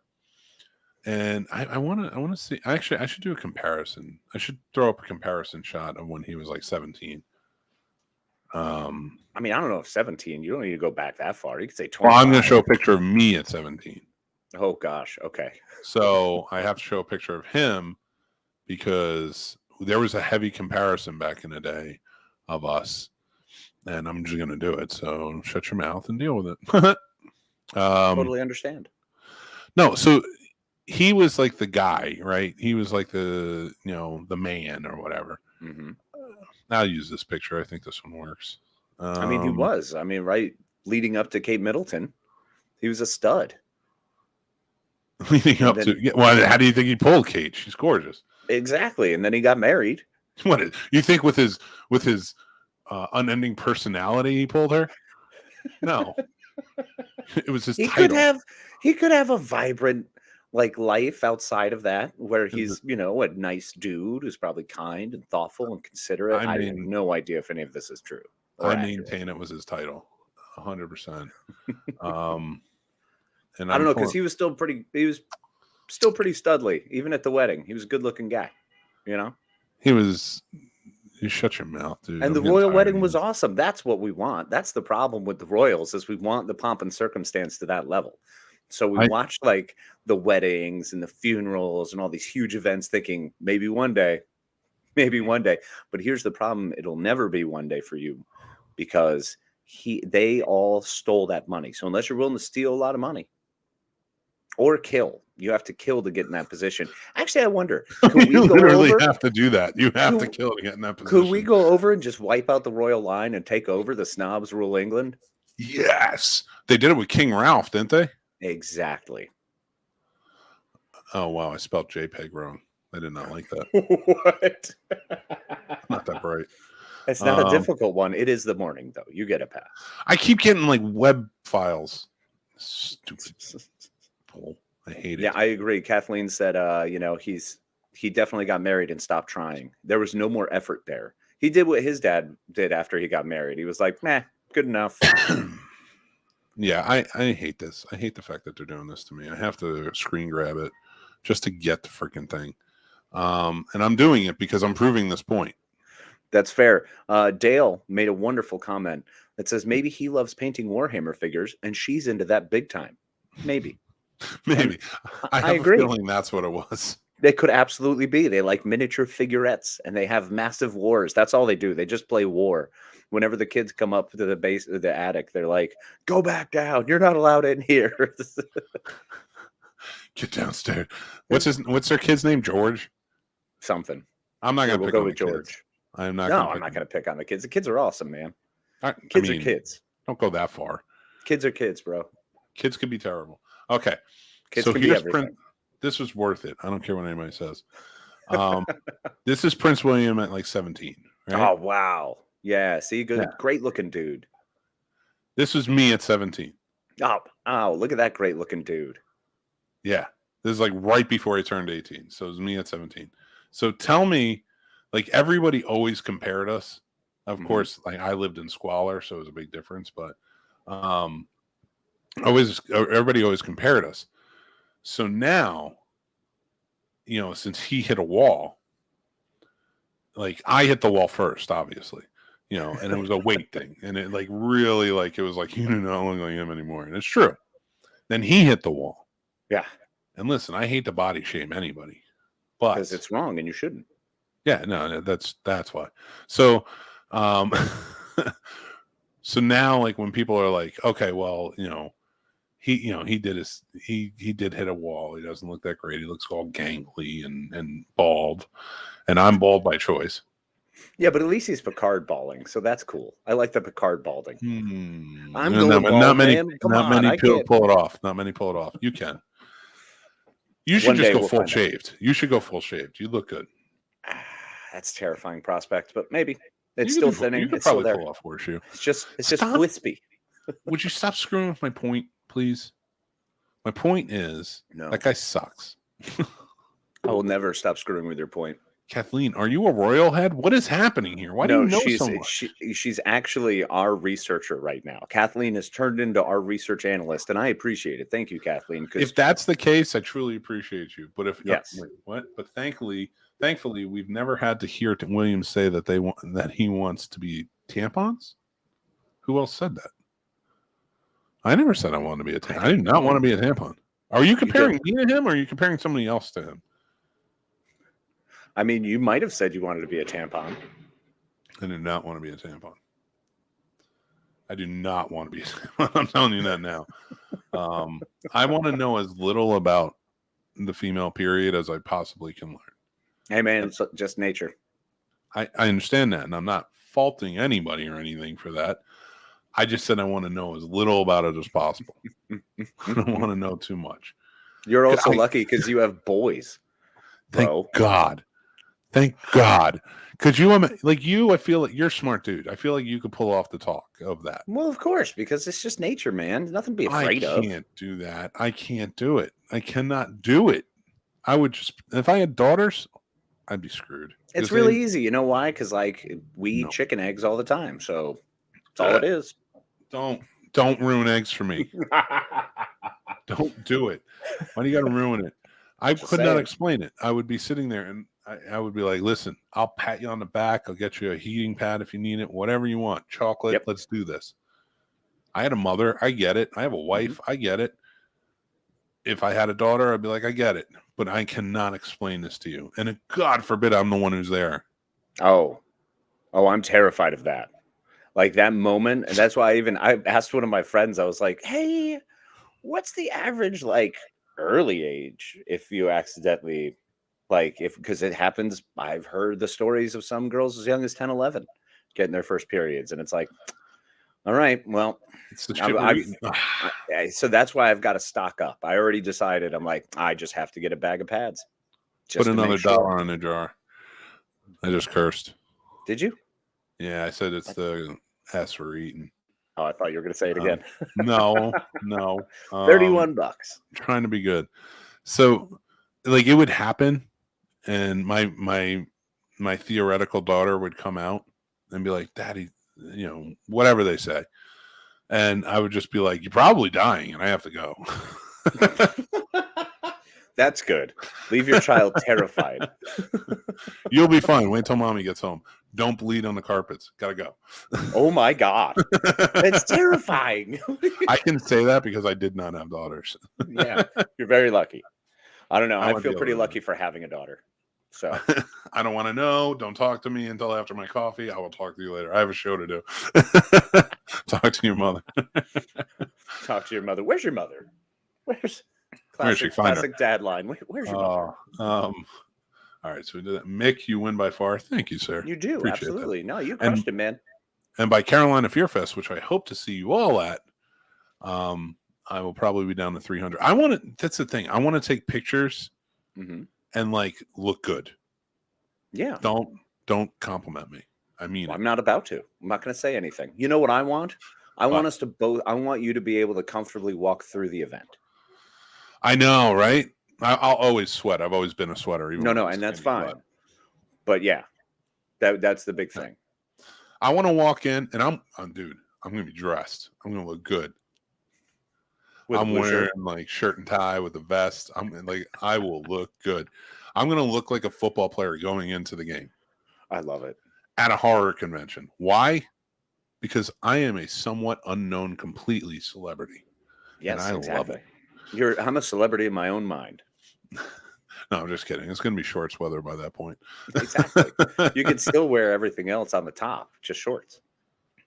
That's true. That is true. You can get away with it. They do it in England. Yes, they do. They do a lot of things in England that we might not necessarily want to get away with, but that is true. Combo is. Kathleen, you are correct. Like, if there's anything, like, again, I've had many people in my family go bald. None that are in the lineage that tell you, like, okay, you're going to go bald. Like, I tell my kids all the time, I'm like, you're screwed. Like, my wife's father is bald. And I'm like, that's where it comes from. My mother's father had a full head of hair. Yeah, so did mine. With Grandpa on that side, Grandpa Condon, he definitely did. And he had, it was thinning though. Like, he always had the wispy thinned hair, but it was full. Like, his hairline was full, kind of almost exactly where mine is to date. Yeah. So it's like, okay, this is cool. And I just started getting the Hims products. How is that? I just got the shampoo and conditioner, and I have to say, I used it last night, and it feels good. It's almost like a Nioxin feel. Nice. But we'll see. After I think it's 8 days, they said you'll start to see results. So we'll find out. It's not the pill. I'm not going with the pill because I don't trust pills. So, well, Hims, if you're looking to sponsor a great show, just saying. Prince Mick. Yes, because you are. King Charles. No. Boo, King Charles. Boo. We're America. Stop loving them. No, it's okay. King Charles said it years ago about his mistress, who is now Queen Consort. Queen crap. She's sword. Camilla. Queen Camilla. Diane will always be queen in my heart. Yeah, well, she was. I was 11. Just be more supportive than congratulations. You're a woman now. I wouldn't say that. I would literally say, go find your mother. I'm going to get a bunch of little champagne poppers, like those little ones you get for New Year's. Just, hey, yay. That's why I cannot be. I mean, you got to make it a celebration, man. Everything should be celebrations. I say this knowing that I'll never have a daughter. Mm-hmm. And I'm okay with that fact now. I've had my kids. I'm done. But I will say that I would be a total red foreman when it comes to periods. Don't want to know. Don't need to know. Don't want to know. Fair enough. Understandable. I can respect the point. Because that was definitely not helpful information in that scenario. Yeah, right. Yeah, that was my mom that said that. My dad was more supportive and understanding. You got a great dad. Yep. Bingo. I would not be a great dad in that scenario. Put some mud on it and go away. Oh my God. Or that's I had one young lady who was a friend of mine who said her dad was, well, she went and asked, she was like, is this normal? Does this happen all the time? He was like, yeah, but back in medieval times, they used to put like leaves and bundles of sticks up there. It's like, what? Just don't give wrong information. How about that? If you just don't give incorrect information, we'll be fine. I don't know that it's incorrect. I'm pretty sure at some point it would just stick some mud on it and walk away. That could be true. I don't know. I'm not a scientist. Okay, back when we were what? Like, well, no, because I think even then you'd use animal first. This is a terrible conversation we're getting into. I don't understand biology at all. I know you don't, buddy. And it's okay, though. It just lands under that header title you like to use of science. I will. Yeah, that's true. I will say this. When it comes down to it, I know nothing about anything of importance. We've already discussed this in the car ride when you were talking about generals from the Revolutionary War. Which you got so upset about, by the way. Should we recap a bit of our trip? I don't know if we've even done that on any of our shows. Yeah, I don't know. Before we do, I'm just going to say this. We drove through a town in North Carolina, and this knucklehead goes, "Oh, General Nash is from here." Yeah. And I'm like, who? I've never heard of a Nash. I've never heard of a Nash in my life. And then Nash Bridges? No, a real Nash. I've heard of fake Nashes before. I've heard of fake Nash Bridges is literally, if you have been like, "Oh, Nash Bridges is from here," I'm like, "Oh yeah, that's where it's from. That's awesome." Cheech Marin was amazing in that. Yeah, I for one, I know enough about history to get me by. Mm-hmm. But the insane amount of history that you spew whenever we're just driving, it gets old. It's one of those. I got one of them weird brains. Any town we drive through, and it doesn't stop at like people, because we're driving. Now, granted, he was in the Air Force, so I know he knows. And I'm not talking to him. I'm talking to you guys out there. And we see this other, I guess it was like an American Legion building or something, a big helicopter and at the front of a plane. You could stick the front of any plane in front of me, just the front. And I would be like, that's a plane. That's my level. And you're not wrong. Yeah, that's it. And I know. But that's how I know I'm never wrong. Because I can go by the broadness of it. Like, that's a plane. I know that. This dude's like, I don't even know what he said, but it was just like, C-47 Goonie Bird. He said that. And I'm like,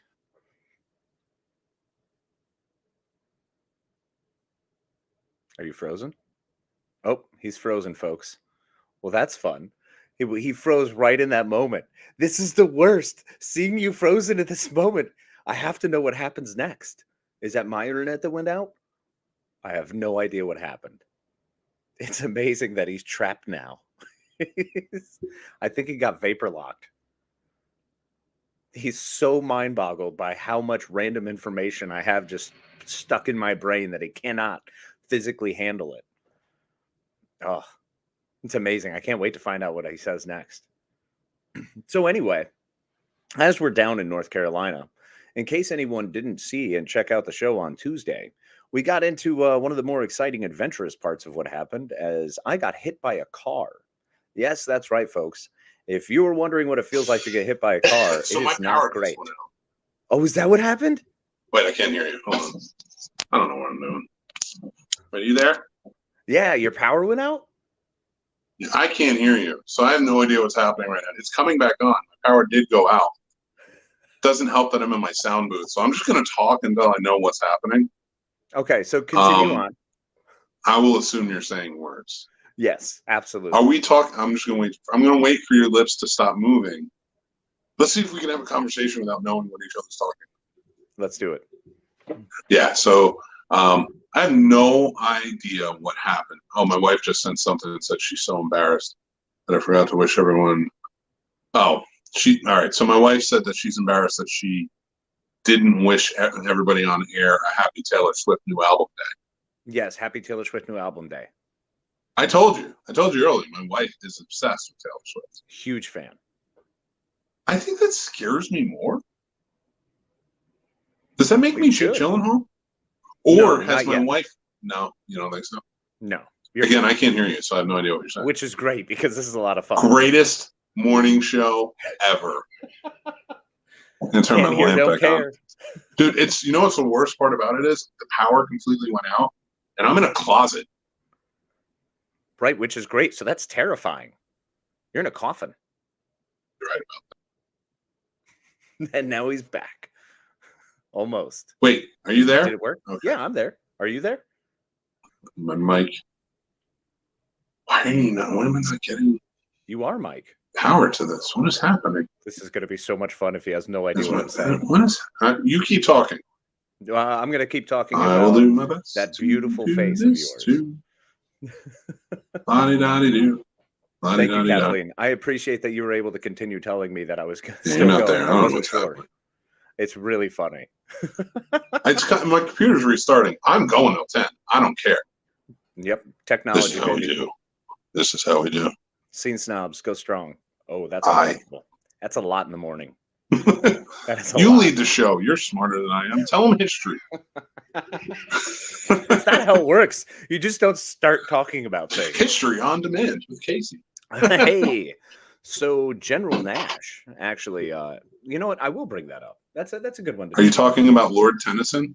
Not why? Definitely not Lord Tennyson. No. I actually just know the name. I don't even know who Lord Tennyson is or what he's done. Well, he was a writer, wasn't he? Okay. No, he was a lord. He was a lord. Or was that a That's name? Enough. Oh, you're frozen. What did I do? So Alfred Tennyson was another guy from England. We seem to be really fixated on England. A lot of going on. He was a poet. He wrote some stuff. I was a fan of Tennyson. I like reading some of his poems. Charge of the Light Brigade, obviously being his most famous. He lived between 1809 and 1892. Darn, just missed the turn of the century. Let's see. What else about him? Gonna get on this. Can everybody hear me? Ulysses was one of his. Not the Ulysses. Ulysses Still that you're talking, thinking so I of. don't think so. No, we can hear you. Oh, you can hear me? Yeah, okay, we can hear you the whole time. I can use some coffee right about now. Yeah, I mean, you're already at a point we might as well take a break. But I don't even know if you smart things. I bet about Lord Tennyson and how fascinating. This is the worst thing to ever happen to a morning show. But I also think it's probably pretty in I don't know words. He was going to word real hard. No, that's not it. Nope, that's not the one. Innovative words. Well, we like to work on the fly. That's what we do. Can you still not hear Casey? Yes, Kathleen, I cannot hear him. Although I haven't really tried. I'm trying to get back in on my computer so I can control things. Usually Casey says smart things. Well, Mick is the one who hit me with the call. Kathleen's giving me stage direction. We have a producer now. So in case you were curious, that is the man who assaulted me with a vehicle. He drove right into me. And no, you say things and I'll act them out. So he was driving. I popped out to take a picture. Go Yankees! And thought it was going to be hilarious. Go Sox! And as he started to pull away, as I was running to the car, so I was trying to run to the vehicle with Paul in the front seat. So the sliding van door is open, and I went to launch myself thinking I'd go fast, maybe perhaps rapidly into the van, thinking this is going to be great. It's going to look great. I'm going to have my Dukes of Hazzard. I'll be right back. Keep talking. Moment. Do smart things. And instead of doing that, the car began moving, and I was unaware that this was Mick's plan the whole time, was to kill me. That was the whole point of taking me down to North Carolina, but I won't die. Unlike the cat came back the very next day. They thought he was a goner, but the cat came back. He just couldn't stay away.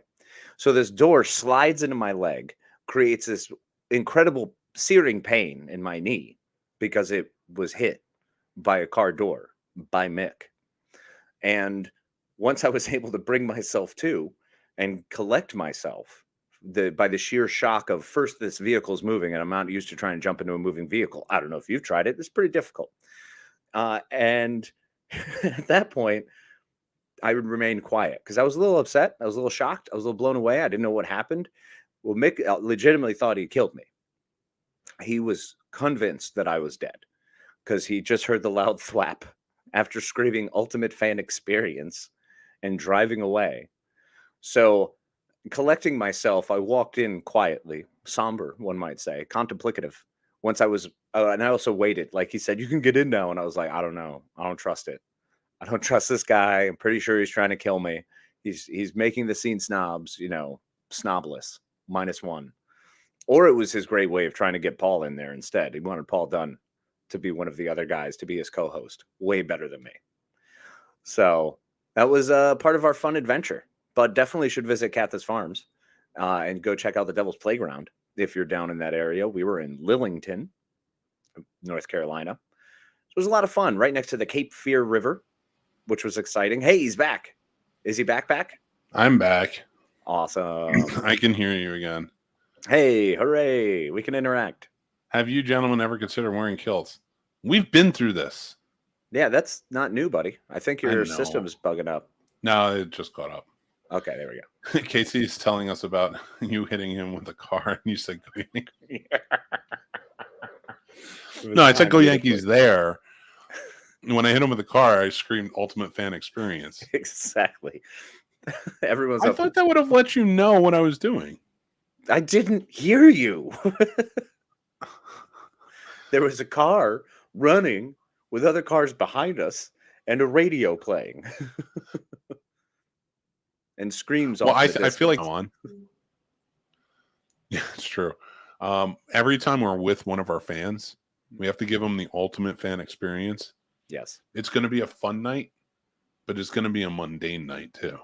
You never know what it's going to be. We're going to put you to work.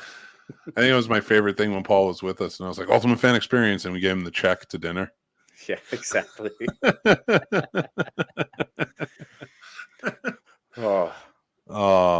I can't believe it.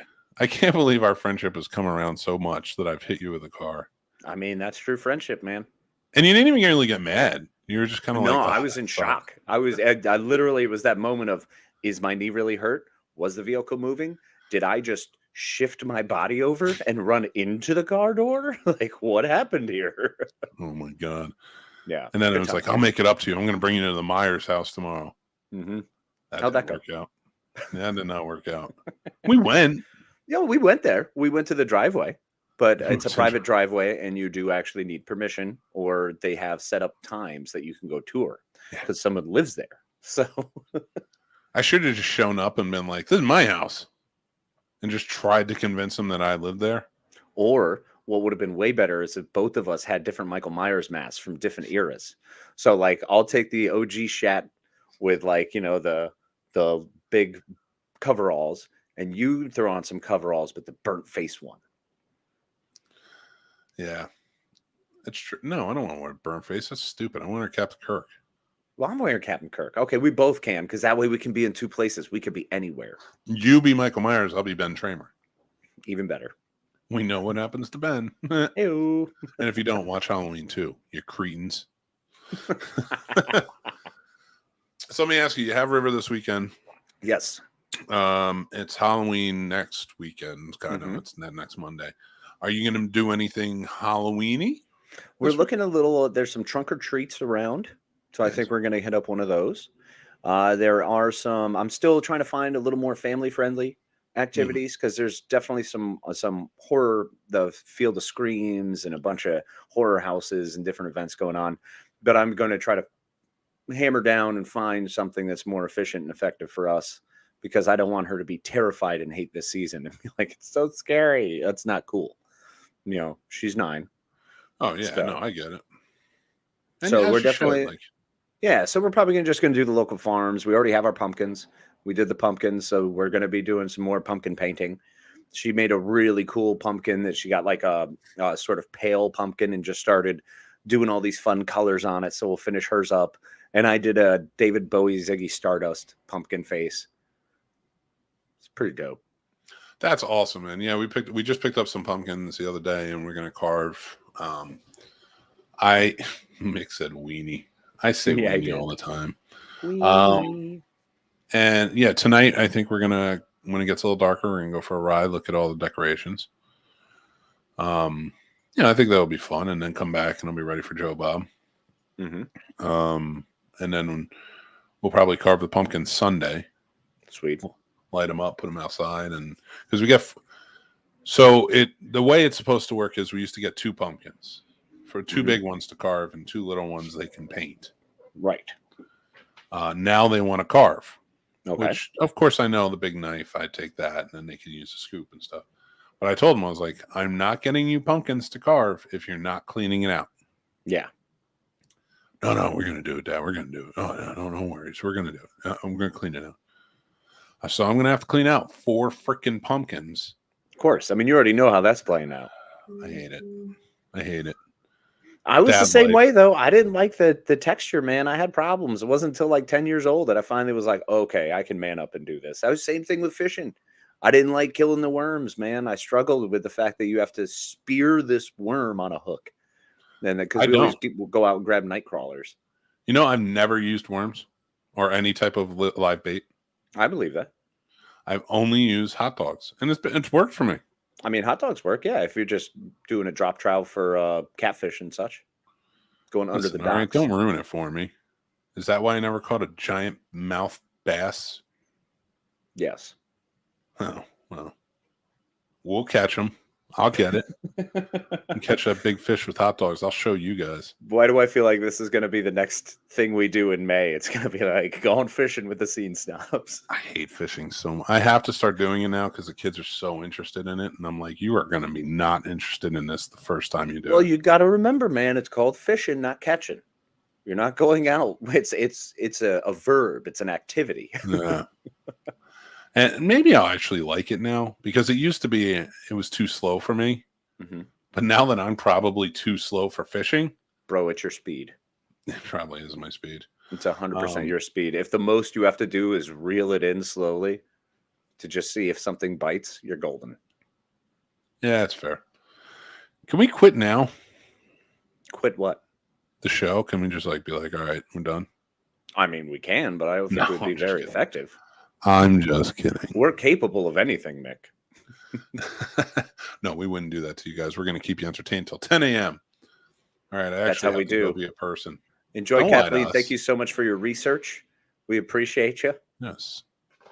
That wasn't research. She knows that stuff off the top of her head. I know it. I know she's lying to me. Well, as we begin our 3rd hour here, we're about to enter it. What would you like to jump to next? Let's do birthdays. So it is October 21st, everybody, and here's a list of famous people who have birthdays. Kim Kardashian's 41. Oh, wow. Congratulations. Doja Cat, 26. Oh, she's 26. I thought she was 27. Anyway. Kane Brown, country singer, is 28. Nice. Well, I'm going to do a posthumous one, the marvelous Carrie Fisher. This is a day to celebrate her life, so go watch some Star Wars. Watch her best movie ever, The Burbs. Yeah, I'll agree with that. Amber Rose is 38 today. Judge Judy Shineland is 79 years young. Still pushing, still doing it all. There's a lot of people on here who are probably super famous, like TikTok star. That I have no idea who they are. TikTok star. Mm-hmm. Voice actor, Instagram star. Oh, Glenn Powell, who played Hangman in the sequel to in Maverick, in Top Gun Maverick. Absolutely. Curious as to how we aren't on this list with all of these other supposed stars. I guess we don't have enough followers. Change that. Fair enough. Milana Coco is 26. She's a YouTube star. It's Mona Lisa Biswas, who is a Bollywood actress, turns 39 today. Oh, nice. Yeah. Celia Cruz, who passed away in 2003. It's her birthday as well. Mm-hmm. We do have some other birthdays from just in the week. Earlier this week, Jimmy Starr, a good friend of the show, celebrated his birthday.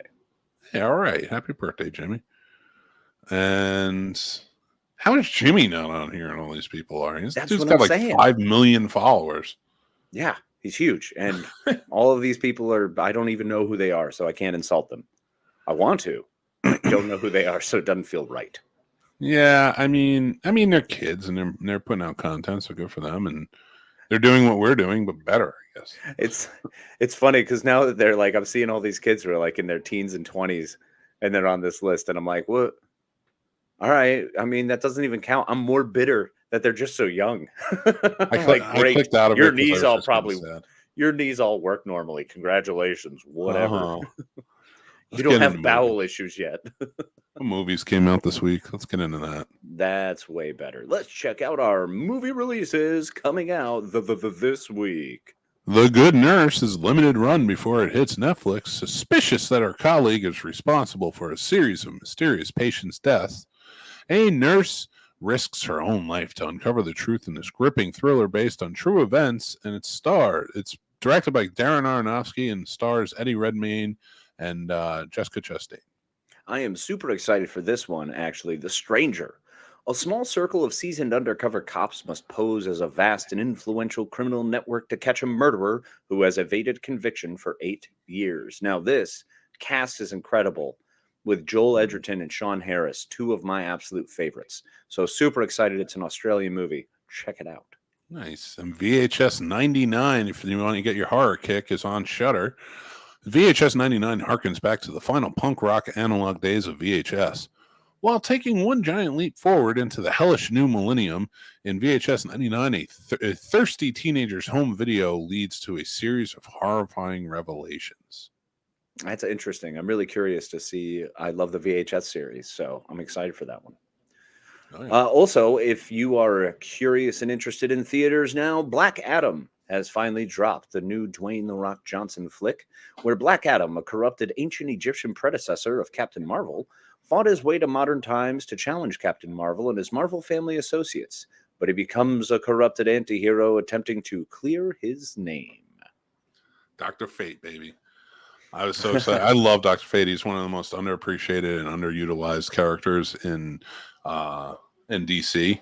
And in my opinion, as much as I like Doctor Strange, much better character. Well, this is definitely one to go check out. Mick also came out with his review, so pop on over and check that out and decide if it's good for you. Absolutely. Ticket to Paradise, Academy Award winners George Clooney and Julia Roberts reunite on the big screen as exes who find themselves on a shared mission to stop their love-struck daughter from making the same mistake they once made. Starring George Clooney, of course, Julia Roberts, and other people. Yep. And do you really think that they're not going to get together at the end and realize that their differences are what made them happy the whole time and love was always there? Anything's possible. Anything's possible. Oh, my goodness. I am kind of excited to see those two together again, though. Because I feel like George Clooney is basically who I'm trying to model myself after now. I must Clooney. Now I'm seeing 40 around the corner. I'm like, I'm just hoping this will stay for a little bit longer. If I could Clooney, it'd be amazing. You're a better man than I, sir. I'm not trying to be Clooney. I'm trying to be Mick Manhattan. And in case you were curious, you should go see The Accursed. Yeah, absolutely. That came out last week, but it's definitely worth it. And check out this week's episode where we had the director and one of the stars on, Kevin Lewis, who also directed Willy's Wonderland, and Sarah Dumont, who plays Beth in The Accursed, who is also in the Scout's Guide to Zombie Apocalypse, Drive All Night, and a few others that are really fun. She is probably one of the greatest horror movie best friends, that Beth character. So I will continue to hold. I'm banging that drum, man. I rewatched the movie again. I love it. I think she's fantastic. We're gonna put together a best friends list. That should be a bracket we do. Who are the best friends in horror movies? That would be amazing. I'd prefer to do it as a top 10. Done. Top 10 list. Let's do that as kind of how I did the most memorable movies. Yep. Let's do it like that. I think that'd because be good. Dante and Randall. True. Yeah. Especially after seeing Clerks 3. Oh. Yeah, no, absolutely. You were saying it's pretty heavy. Which everyone should go see. Yes. Just a couple other. Oh, you're doing Slayers? Go ahead. Yeah. I was going to do Slayers real quick. Kick-ass vampire slayer Elliot Jones, played by Thomas Jane, made it his life's mission to take revenge on the bloodsuckers who murdered his teenage daughter. After years of tracking them, he has finally reached their secret and hidden base. But to get to them, he will need to use a motley crew of social media superstars. Enter the stream team. I'm not even going to go through all of that. There's a lot of people. You got Abigail Breslin, Thomas Jane, Kay Asher Levin, Jack Donnelly, Daniel Cummings. This is Malin Ackerman. So check out Slayers. That's going to be a good one. I'm excited for that. Just some to kind of move past, but like just some to note that are probably going to be pretty big, especially down award seasons. My Policeman, starring Harry Styles, which is in limited run theaters right now. Raymond and Ray, which is on Apple TV Plus, which stars Ethan Hawke and Ewan McGregor. And the Banshees of Sharon, which stars Brendan Gleeson and Colin Farrell, which looks awesome. You guys should check that out. Yeah, that one's going to be amazing. The Banshees of Inisherin is going to be great. It's sort of a follow-up to In Bruges, one of my all-time favorite movies. So that will be fantastic. And also check out The School for Good and Evil on Netflix. I've been reading that book with my daughter, and it's amazing. Love the story. So hopefully they stick to it, but it should be fun. And Wendell and Wild. Wendell and Wild is an animated movie that's sort of like a horror movie for kids, like one of those, horror kid-friendly movies. Stars Key and Peele, both in it. Ooh, that's going to be good. Yeah, so those are your movies. Go check them out. Hopefully everybody's doing all right. We're entering the last hour now. Well, we've entered the last hour. We are in the last hour. And we want to go through some news. So Vladimir Putin tried to detonate a nuke, but his plans were sabotaged, insider claims. Interesting. How'd that go? Not great. Hopefully keeps happening that way. Yeah, theoretically, we don't want that to be a thing. Dude, that's crazy, man. I can't believe we're at a point in our lives now where it's like we're back to it. Yeah, it's the 1960s all over again. We get to fear nuclear fallout. It's awesome. Who doesn't love that? I don't know. It's like the Cuban Missile Crisis times 1,000. Because at least there we had more competent leadership. Hey-o. Wait, are you saying Putin's more competent? No. Saying we had JFK, who surrounded himself with more competent people. Listen, we don't know that. He could have been an idiot. They could have all been idiots. But they could have been. I feel better about it. Look, the pictures tell me that they looked smarter back then. Whether they are or not, I do not know, but they sure looked the part. They were definitely less senile. That's for sure. Valid. Well, I mean, our current president was alive back then, so he should know. So James Corden breaks his silence. So I guess he was canceled the other day or whatever. However that worked out. James Corden breaks his silence about the Balthazar restaurant. Sorry, he's been getting slammed a lot because of this drama with restaurants, the way he acts with people, how he's kind of a prick. He's sort of the whole, do you know who I am? I'm James Corden. Like he's probably like Ellen in that. So I don't know the guy personally, can't really speak on it. But yeah, I mean, if you're a dick to your waiter or waitress, I mean, I wouldn't date you. So here's the funny thing that makes me laugh is he came out the other day and said that he apologized for anything that could have happened, right? And I guess now he's saying that he hasn't done anything wrong on any level. So why would I ever cancel this, cancel an interview or anything like that? I've heard for years that he's kind of a prick. That's what I don't know that personally. Yeah, no, I mean, I'm not hanging out with the guy. I can't speak about him personally. But what I can say is he's consistently had bad press, and a lot of people continue to come out about him. Now, does that happen to everyone? Of course, if you're in the spotlight, there's someone who's going to be pissed off by something you say, and they're going to want to fight back or just be nasty or gnarly or stupid. But he's on that line where, we heard a lot of stuff about Ellen for a long time in the background, and then it all blew up. So it's very plausible. It's funny you mention that too, because thinking about it and stuff like that, and like there's so many people, like a lot of the people that are coming out now and they're saying like this person's like this, like Harvey Weinstein, all those, like you always heard it. You always heard it. Like it was always there on some level, but like they weren't doing anything about it. And it's easy to say like, well, and you guys say something like, who's going to listen to us? Exactly. Who's going to listen to James Corden? Us about James Corden or Ellen DeGeneres? Plus, I don't know personally. Right. But it was always there. It's always something I've heard. And now it's coming out, and he was put in the spotlight. And it's like, I mean, the only thing that makes me kind of not trust you, though, is that you came out and apologized the other day and said, like, of course, it's like I'm sorry if anything I did offended anybody. Of course, whatever. But let's be real.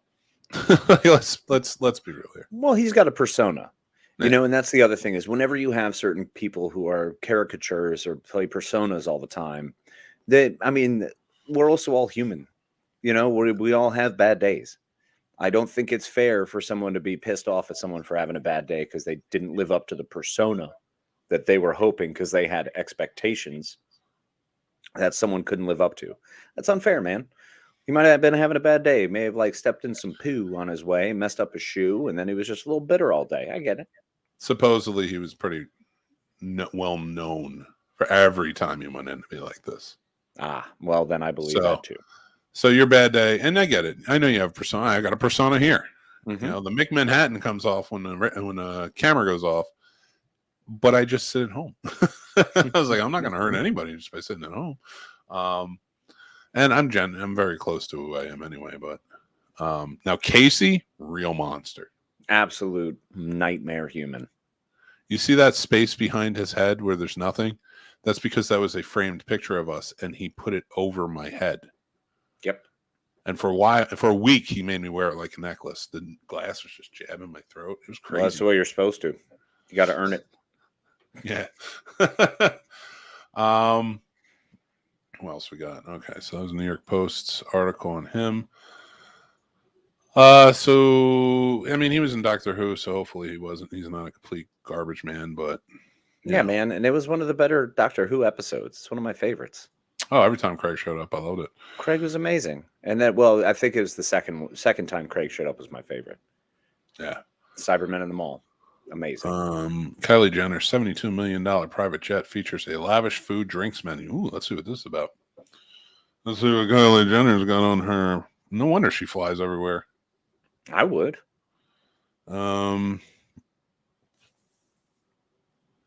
Here we go. Yeah, that's a comfortable looking jet. Gosh, there's some crazy stuff going on. I mean, you got the Kylie Jenner jet. You got the Danny Masterson trial is moving forward. Is it finally? Yeah, it's finally. I mean, the Scientologist lawyers were only able to push back so far.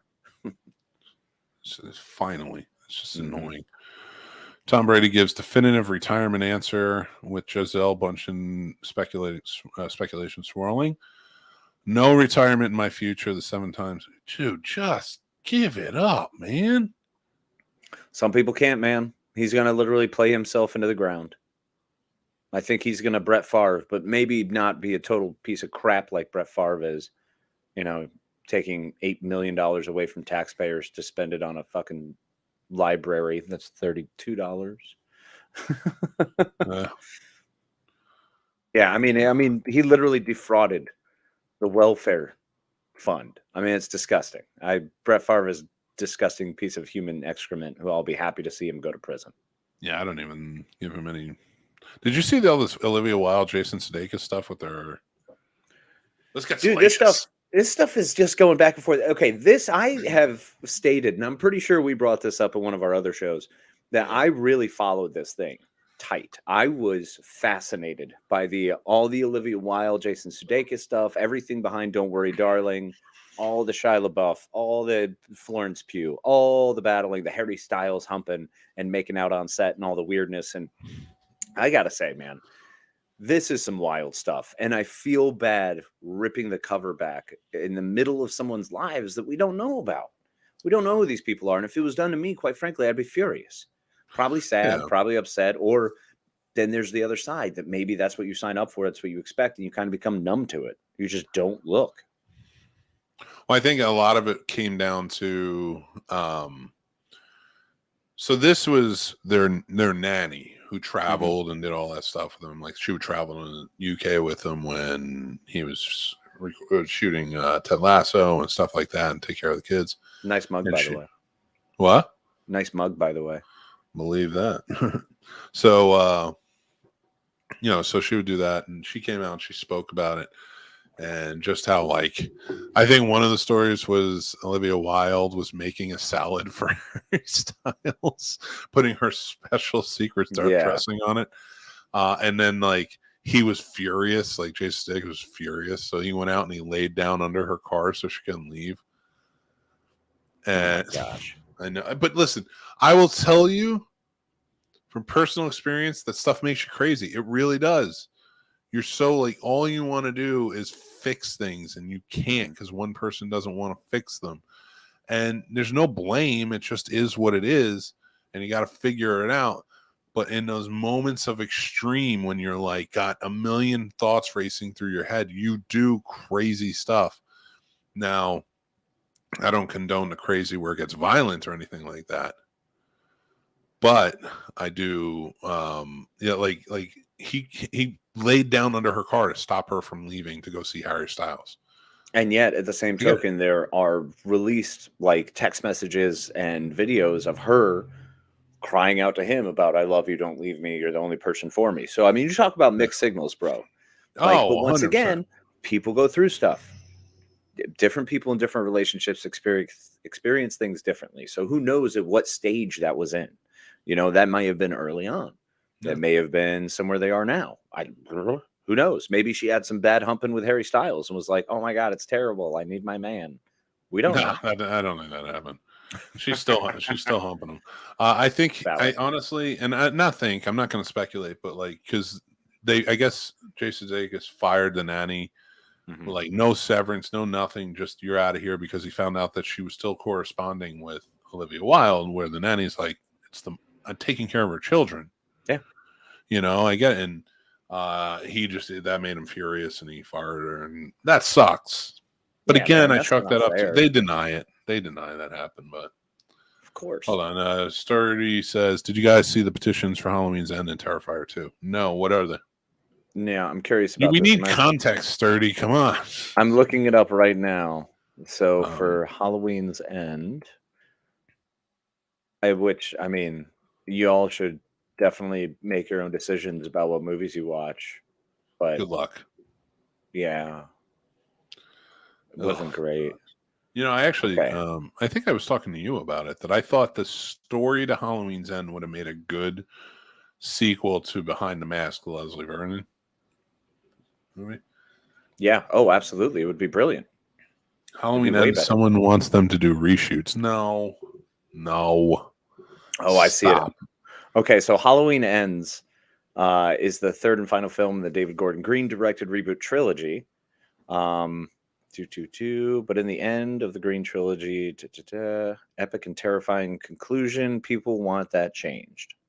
People are petitioning to change. They want a do-over. Yep, they absolutely want to. It's a change.org petition to reshoot Halloween's Ends.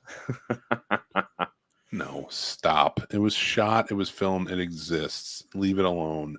If you don't like it, petition to have more Halloween movies made. Like, petition the Akkad family and be like, listen, can we just get more made? Don't do it with Blumhouse or whatever. Just keep Michael Myers going. And here's something that will never stop.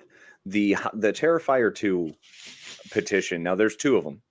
But one of them that I'm seeing, because there's a fan one, and then there's a mother who put up this change.org thing saying it's too gross for, Sturdy got us, for her 14-year-old son.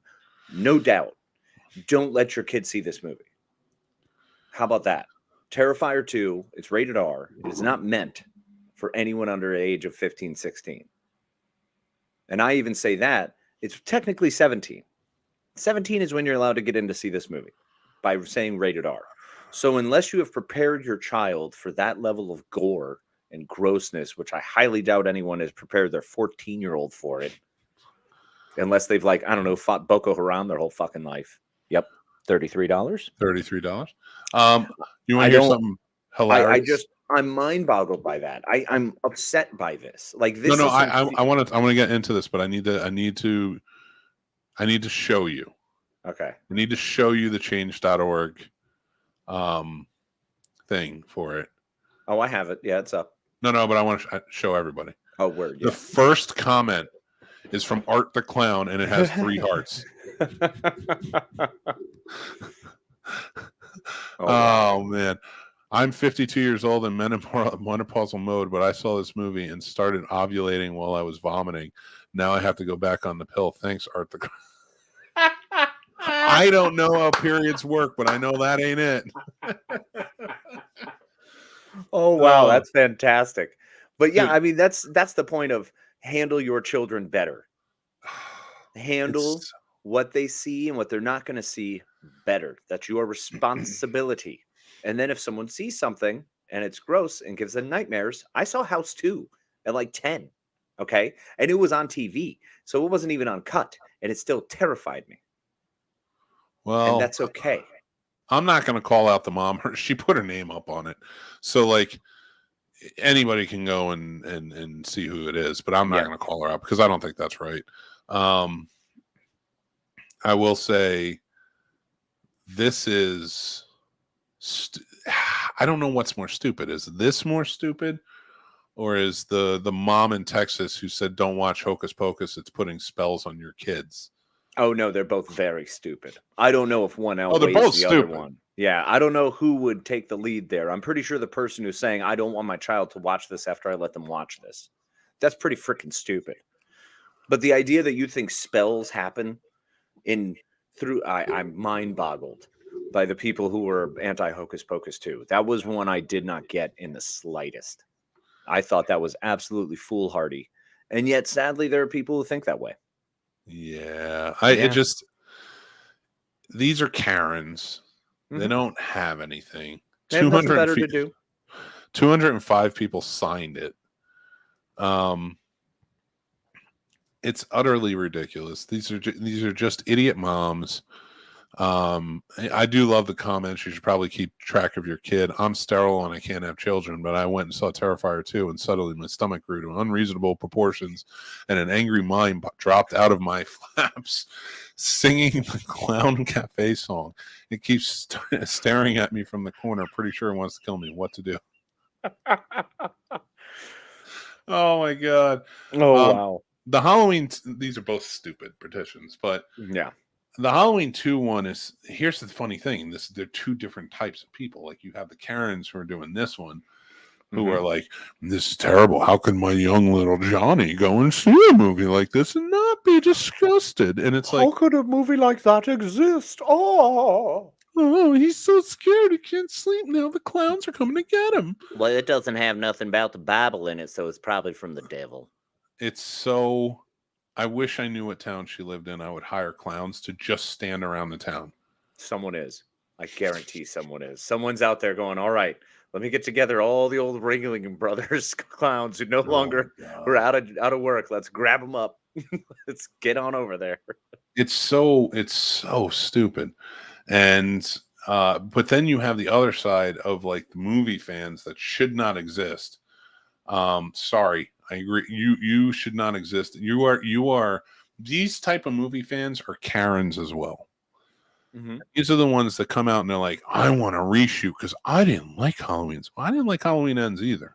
But it's a movie and it should be allowed to exist. Absolutely. I'm not against, and we've gone to this many times. Well, I'll go to the mat that I absolutely fight for the right for people to put out shitty movies. $34. This last hour has been quite lucrative for whatever fund we're giving this to. Oh, I'm not going to pull these up, Sturdy. I appreciate you sending them to me because I don't want to call out the mom. But David Thornton signed the petition. David Thornton is the mind and creator of Terrifier and Art the Clown. That is awesome. That is fantastic. I love that. But that is one of the issues that I have is anyone should be allowed to remake a movie. Doesn't mean I'm gonna like it or watch it or even think that it should be happening. I'm not a huge fan of them, but I understand where they go. I understand every movie has a right to be made. Some different person has a different perspective. Their art has a right to be out there. Everyone's art has a right to be out there. Whether we like it, agree with it, no matter what, we should be able to put out and produce whatever the person decides. David Gordon Green absolutely has a right to put out this movie, and I absolutely have a right to dislike it. I was not a big fan, but that doesn't mean Halloween Ends should just not be there, or they should be reshooting stuff, or that the David Ayers cut of Suicide Squad is going to be better. Like, sorry, the Snyder thing was ever since the Snyderverse, and this was before the Snyderverse, but ever since that damn Justice League movie came out, it has been this run to be like, well, let's just remake it. Let's just reshoot it. Let's let the director do what they wanted to do, because screw those producers. There are other people involved in the creation of this. There was James Jude Courtney is Michael Myers in this. It is unfair to try to say you hate him in any way, shape, or form. You know what I'm saying? He put effort and work into that. Jamie Lee Curtis, it's still Laurie Strode. You know, it is still an iconic character. And in my opinion, they didn't do them a disservice. They just didn't necessarily do them justice. So I'm with you that these Karens need to shut their mouths. If you don't like it, don't like it. Don't start insisting that things be remade because it's not exactly how I wanted it done or how I would have done it. Well, that's fine. Go ahead. Make your movie then. Make your movie. You don't like it? Go make yours. You know what? Actually, I will say this. To the mother of this 14-year-old son, turn your ears off for a second. I'm talking to your son. Kid. No, in fact, I'm not even talking to the son. I'm going to talk to the kids in this class. Kids, I'm telling you right now, bullying is never the answer. Mm-hmm. And it's not here. What you need to do is you need to go up to this kid at lunch, sit with him, and talk to him about horror movies. Talk to him about the fun stuff. Be like, dude, what do you like? Like, what kind of horror movies do you like? We get you don't like Terrifier. Your mom's going crazy. Let's talk about things you do like. Befriend this kid. Turn him into a horror junkie like the rest of us, and let him enjoy his life. That's how we save people. All right? Absolutely. So don't bully the kid. Don't make fun of his mom. Help him. Be his Obi-Wan Kenobi, kids. Yes, guide him. Kenobi. As we talk to kids, and our demographic is clearly 35 to 45. Yeah, there are not children watching this. If there are children watching this, what are you doing? Go to class. Now I'm going to talk to his mother's husband. Okay. The kid's father. I hope that her vagina is the greatest thing you've ever experienced in your life. Because clearly she's a monster human being. And David Thorne, thank you for signing this petition. Right? Look, I'm not a big Terrifier fan. I'm not. Art the Clown was not one that got me. I know he has to a lot of other people, hence I don't poop on it. It's fine. You're not going to like everything. We discussed it earlier in this very show. You have the power. You can control what you want to watch, what you don't want to watch, just go ahead. Use your power, flex. But it doesn't mean you have the right to go out and say this doesn't need to exist. Anyone who's trying to remove things from the pantheon of the world, if it exists, it exists. Don't ban books. All that junk. You know, that's terrifying. That's awful. That's the problem we have. The problem we have is people trying to remove things that already exist. It's real. It's out there. Learn to handle it better. How about that? I think, if anything, if we're going to make a petition, we should do it to ban Horror with Sir Sturdy podcast.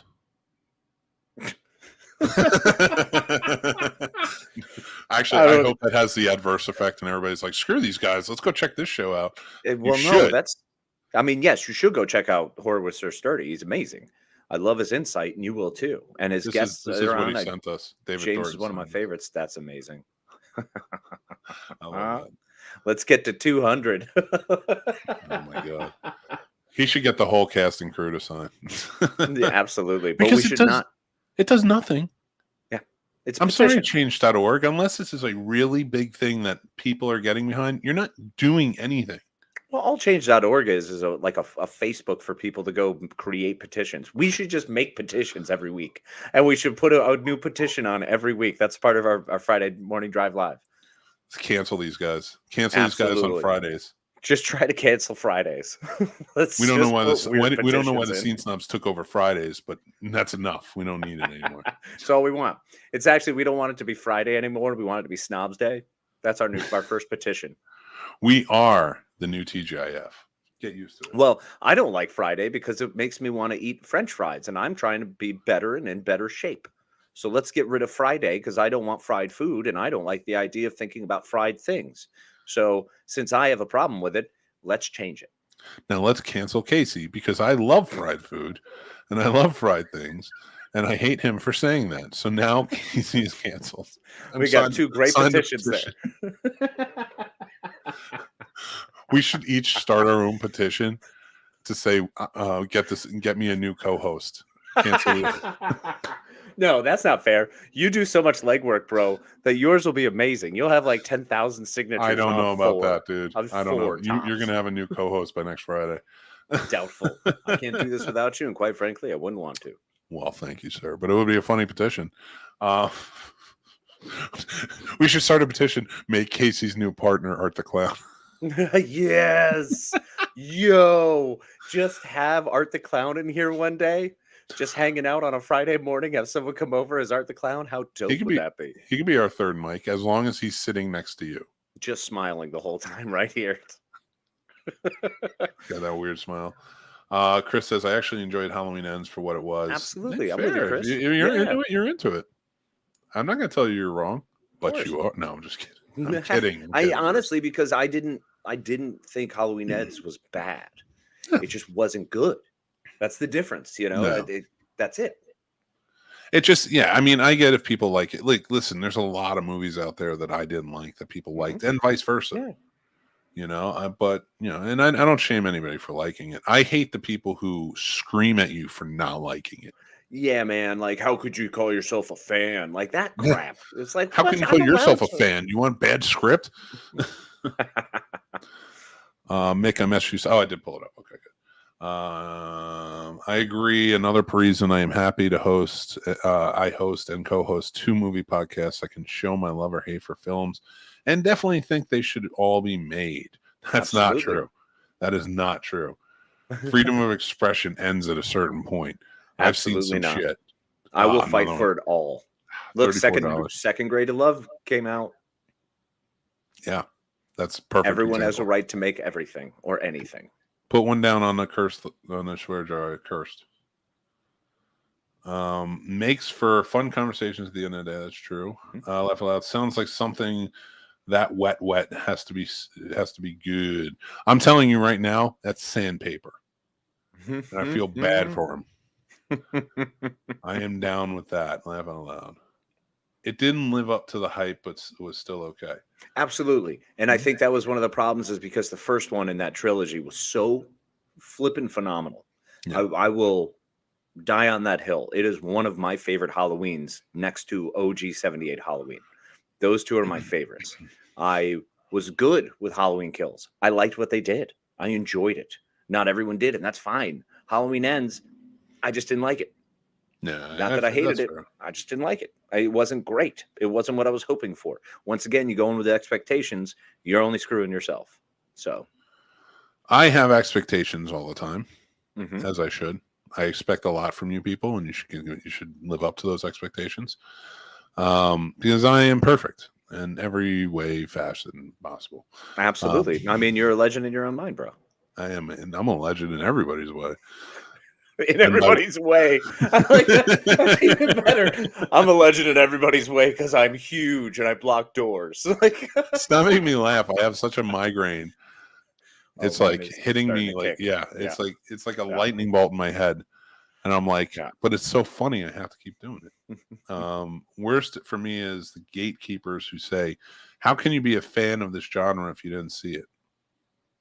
How about instead of being a gatekeeper, you be a door opener and you say, oh, you're a fan of this genre.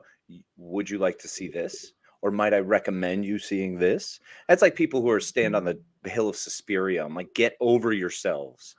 Just stop it. See, this is where you guys are all wrong. When you meet these Karens who are gatekeepers, you throw your leg up on the bed and you're like, I'm the keymaster. And then bring joy to their lives. And then consensual joy. Always consensual joy. Always. It's not consensual, you leave. Exactly. Get out. Consensual How joy. How you got into their bedroom apparently is totally not a problem. It'd be great. It'd be great if this woman has like a secret closet in her bedroom and it's all Art the Clown stuff. She's like a closeted fan. No, you know what it is? It's actually Pennywise. So she doesn't like any other clowns who aren't Pennywise. That's the whole thing. Oh my god! Well, depending on how old she is, it might be. What's his name? Who's the famous Ronald? Say Ronald. Oh, Ronald McDonald. Is that what you're saying? Kind of. I don't know. Sure. John Wayne Gacy faces. Oh my god! Can you imagine the real serial killer here? I only like real murderers. Yeah. You know she does. Probably. You know she watches the Netflix stuff. But he was terrible. Do you know? Just because they don't show it in the Netflix documentaries, they're doing the same things. Like way worse. Way worse. Because it's real. Terrifier for me. The first one I really liked. Yeah, the second one was good. A big fan. What was it? I haven't watched it yet. I didn't do a review on it. The second one was good. I liked the second one. It goes too far, but that for my taste. Again, whenever I say something goes too far or this, for me. Right. It's always for me. Precisely. I don't care because like for other people, it might not go far enough, and that's fine. But that's where I think everybody needs to realize, like when I review a movie or if I didn't like something or I did love something or it met those expectations or didn't for me. Yep. And I'm very similar in that. I'm always based it off of, did it entertain me? Because I'm here to be entertained. That's really the end of the day. If I have to overthink something, if something takes me out of the movie, then I'm lost that leg of entertainment. Kind of like if you're reading a book and all of a sudden you hit a chapter that takes you like 3 days to finish the chapter because meh. But you blew your way up to there. Getting there was awesome.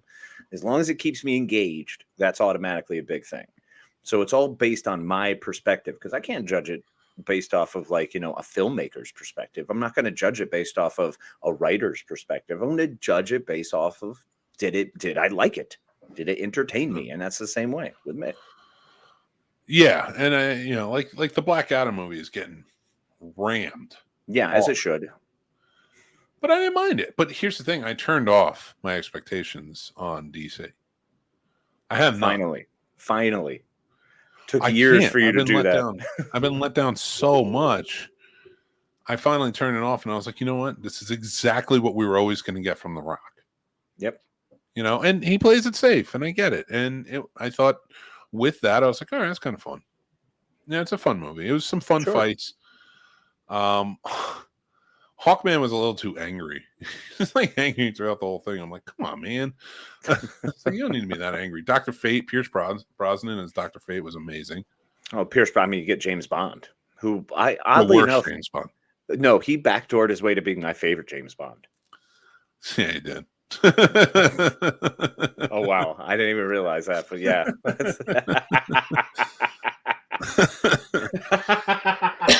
Oh, my God. Made me laugh.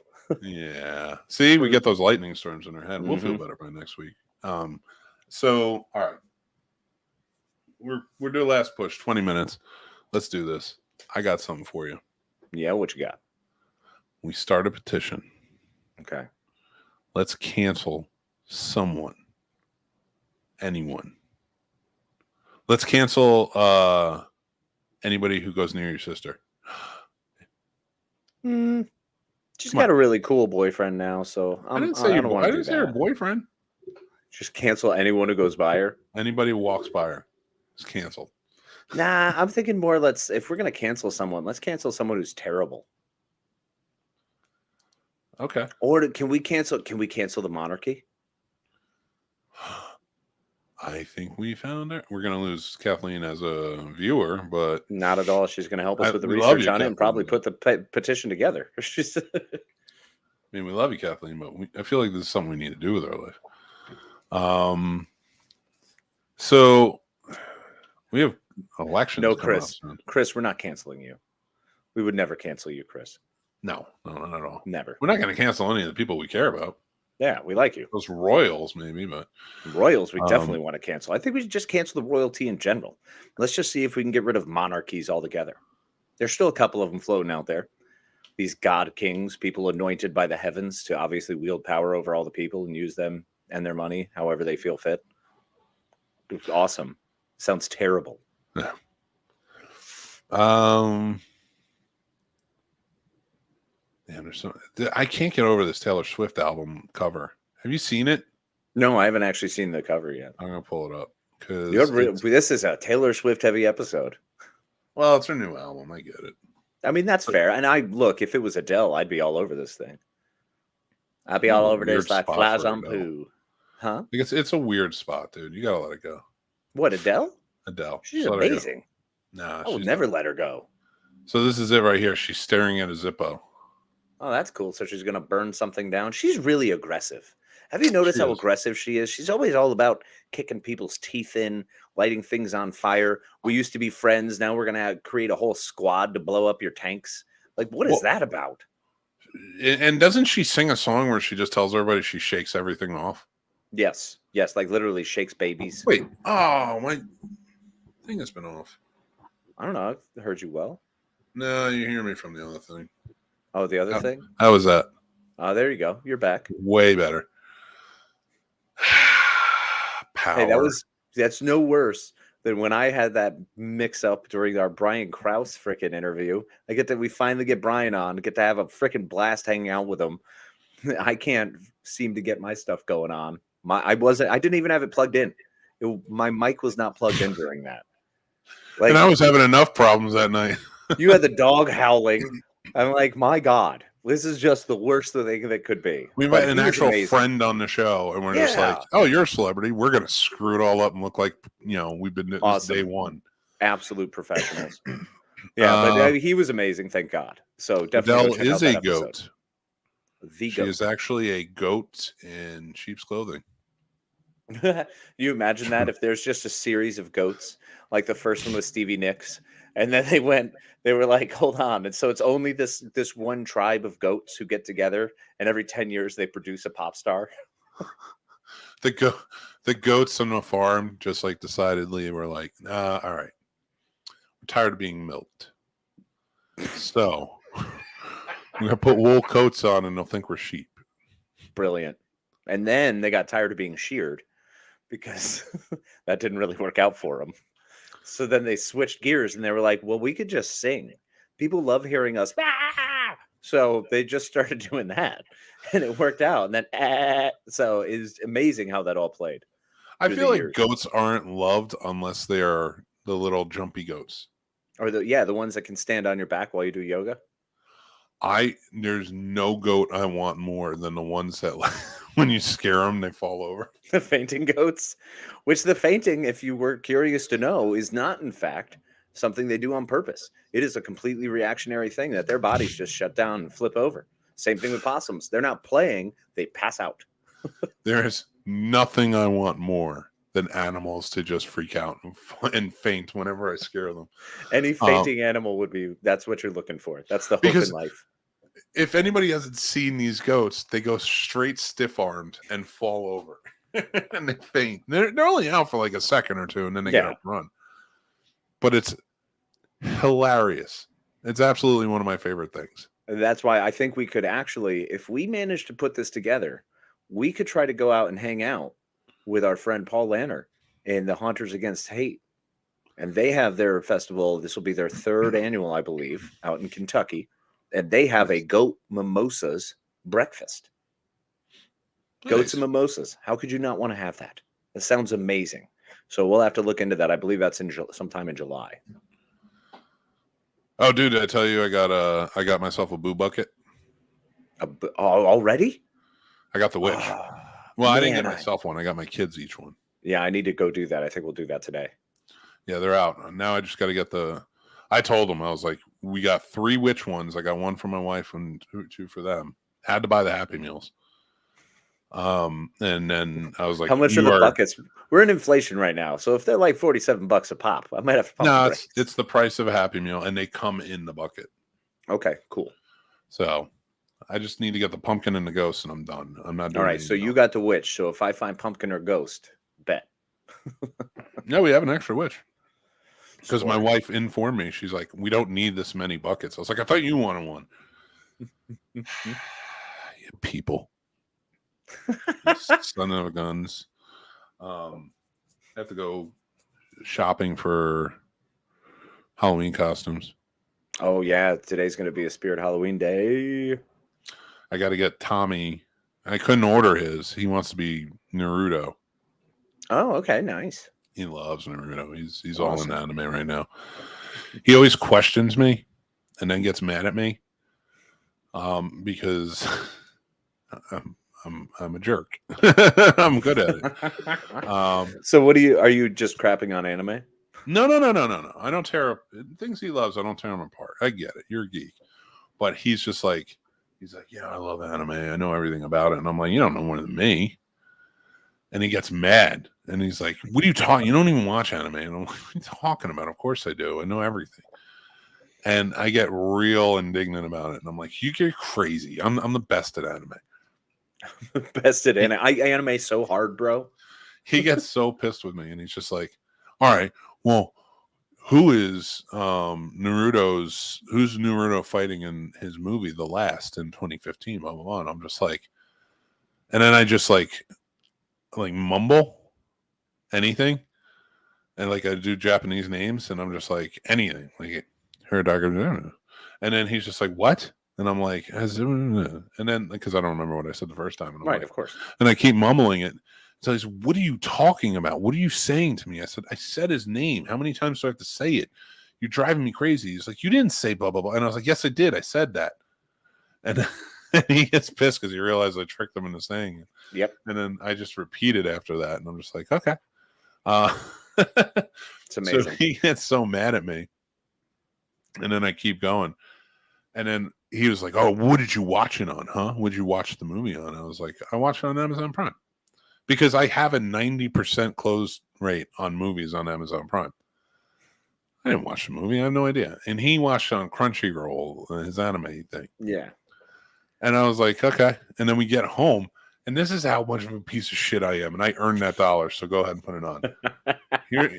So he goes. And then I go to Amazon Prime. And I look it up. And the movie's on there. Because, again, they have it all. It's just for rent. Mm-hmm. And he walks in. And I was like, what did I tell you? And he's like, oh, okay, you're right. I'm sorry. And I'm just like, wait. I always have to tell him afterwards. I'm just like, I'm just messing with you. I just looked this up. I had no idea what happens in it. I've never seen it before. And I come clean about it. But he's just like, he gives you that look like, I'm going to stab you, dude. One day I'm just going to stab you. Just going to go off. You're going to wake up. And it's not going to be a lot of stabbing. It'll just be like tiny, like in the night. Just it's like cuts. Toothpicks. It's just like stabbing. I will have earned it. That is for absolutely. Sure. And I do. No, and 100%. It's not just him. I do it with everybody. Mm-hmm. Don't worry. You got a few coming from me. I know. It's so bad.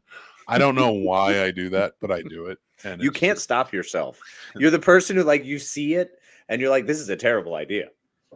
But I'm still going to do it. Like, if you're holding an iron, I imagine you holding just like a hot iron, like you're ironing clothes, and someone walks by and you're like, I wonder if it hurts. But instead of testing it on yourself, you just reach out, burn someone else, and go, did that hurt? You're not wrong. I have had to train myself to stop doing it to my wife. Yeah, dude. Oof. That is fire, so bro. Crazy. She was just like, "What are you doing?" And I'm just like, "I don't know. I know it's terrible, but I can't going. Stop. I'm just driving towards the bridge, and I see their traffic cones up, but I want to go through the traffic cones." Oh my god. Oh, so I've just had to stop doing it with my wife. Now the kids I don't do it with often, but like when it's more like kind of knock them back down to size a little bit. Although, admittedly, I know that when they get big for their britches and they start doing the "I know everything," and you have to be like, "Oh, like, child," and it's like you do, but I'm going to take you down a peg. Yeah, just not physically. It's not even that. It's never that for me. It's proving them incorrect to then continue building them up. To say, look, you can't say you know everything because you don't, but you can say you're good at this. And then, reinforce, use positive reinforcement, of course, and let them be built up.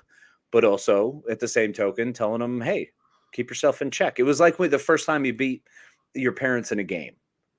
And all of a sudden, then they have to show you that you are not good at that game. Like, I got a good throw one time with a football with my dad. He was like, yeah. And I was like, yeah, I can do it great. And he goes, oh, yeah. And boom, just wings it as hard as he can. I mean, The worst. The worst. Yeah. I mean, thankfully, you got to play catch with your dad. That's awesome. My friend Stoop caught the ball most days. You are not Ray Liotta character, Kevin Costner from Field of Dreams. It is not like that. Yeah, because he actually shows up in the end.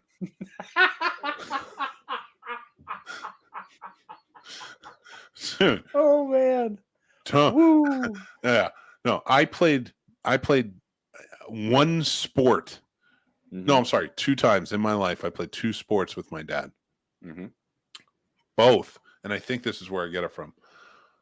One was literally, he was laying on the couch. Now, granted, the dude worked. I'm not taking anything away from him. He was a hard worker. And he worked 2 jobs and stuff, but we always bugged him. Can you play? Can you play? Can you play? We're playing baseball outside, and we're having fun. And I think it was like a little, like, I forget, it was like a cushion type ball, but it was like hard enough to throw. But I know what you're talking about. Yeah, the ones that have like squishy outsides. Yeah, but they weren't going to break any windows or anything. Right, exactly. Wouldn't break windows, and you could actually hit it with like a wiffle ball bat and still play. I know. Yeah. So I was like, I'll pitch against you. I'm going to strike you out. I'm going to strike you out. And he was like, fine. And he goes, throw it. And I throw it, and he knocked it like 7 yards away. Like, I was like, oh my God, I've never seen anybody hit like this.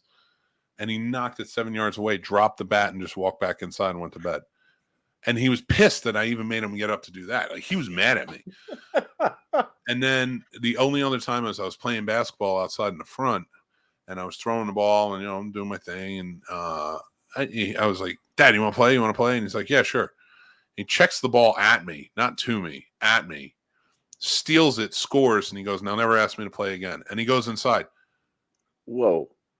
Yeah, that's my life. See, that was not the experience I had. I had like, an amazing stepfather who literally built us a golf course so we could pitch onto the green, putt, and then we had like 3 holes or 4 holes set up around the yard. So a little different. Oh, yeah. I've learned a lot. I literally take the time out, like with the kids, like they're playing football now. I played football, so I'll teach them some things. Yeah, it was very different. I'm sad. Wow. Whoa. You should be happy now, buddy. Be happy. It's okay. No. It's Friday. I am very happy. Can't end on a sad moment. I'm going to chill today.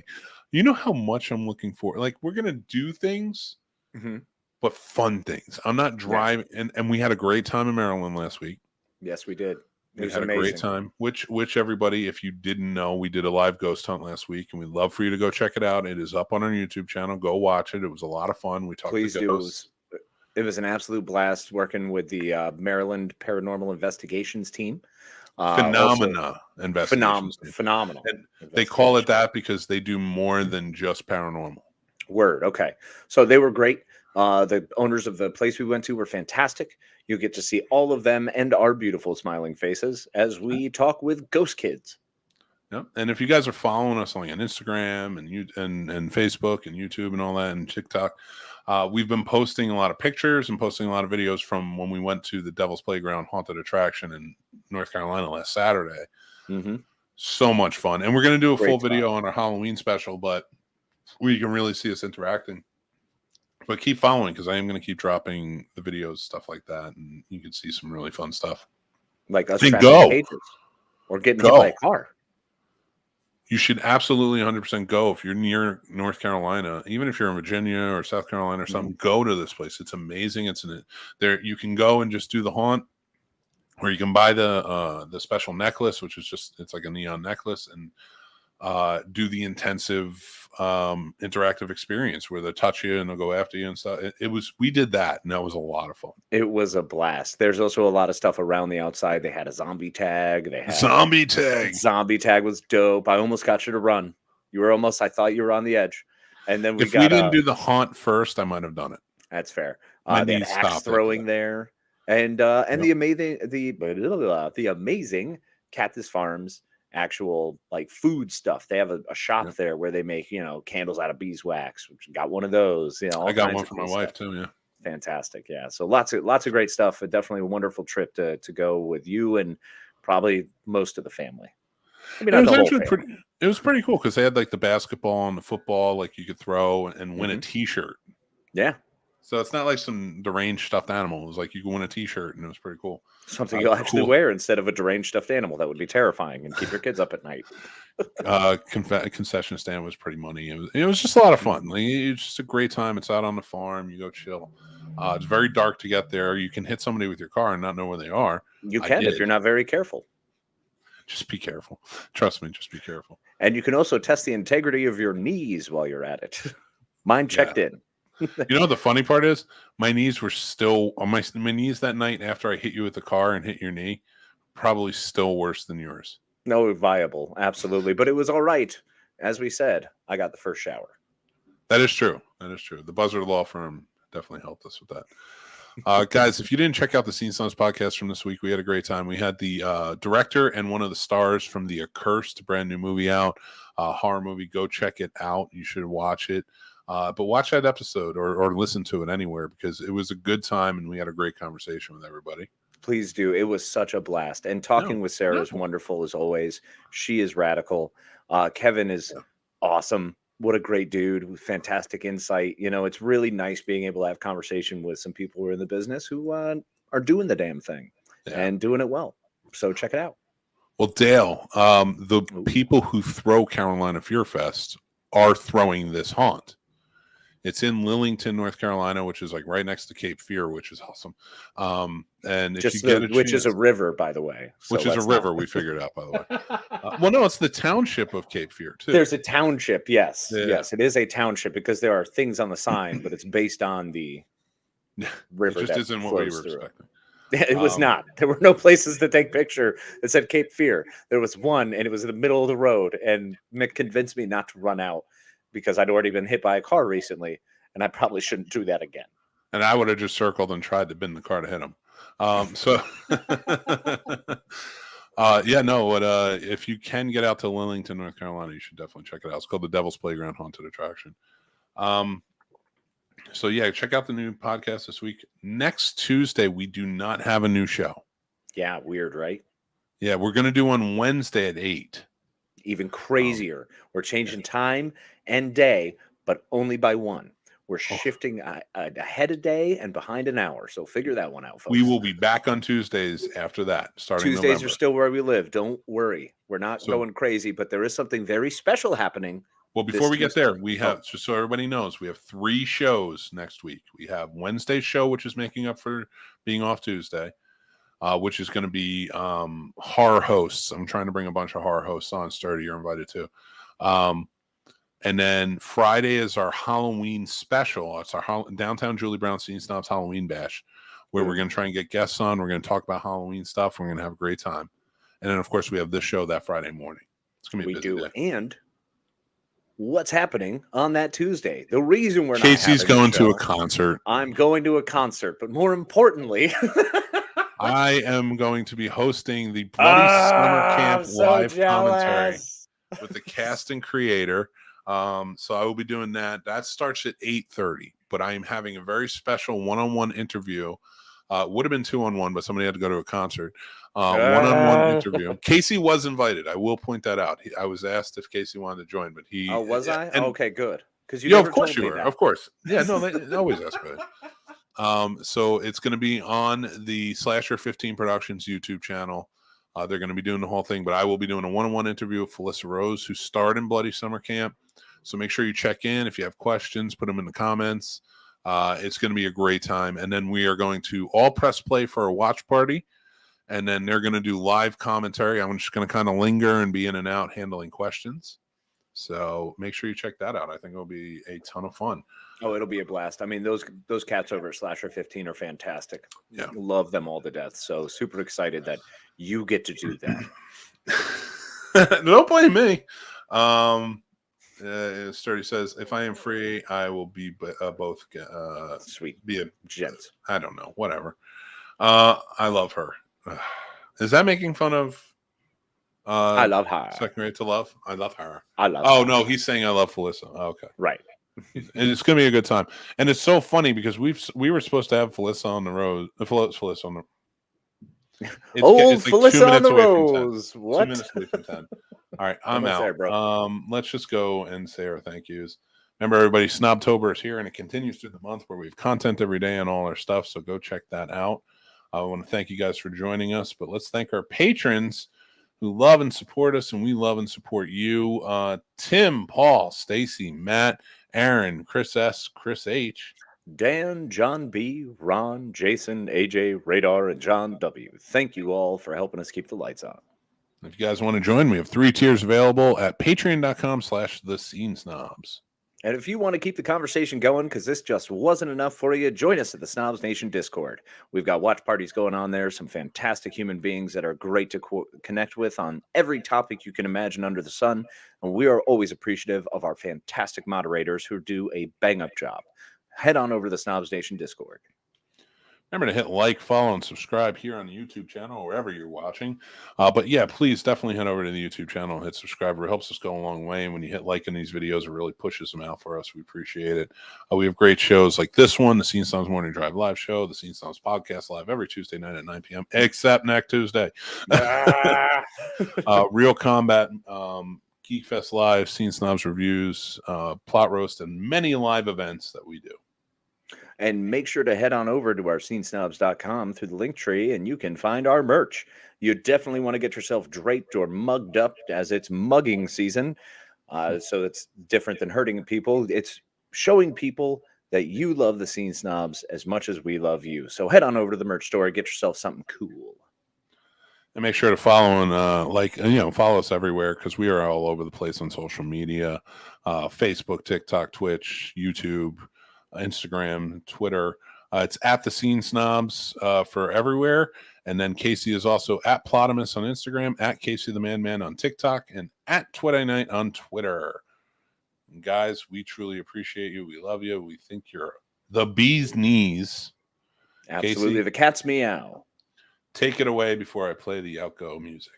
Well, we appreciate it as always. Thank you for joining us this Friday morning, and hopefully we brought a little sunshine into your life and got your day kicked off right as you head into the weekend. Make sure to check us out. As always, it's a wonder that you involve us in your life, and we're happy to be part of it. So please remember to be kind to yourself, be kind to each other. TGIF, everybody. Take care.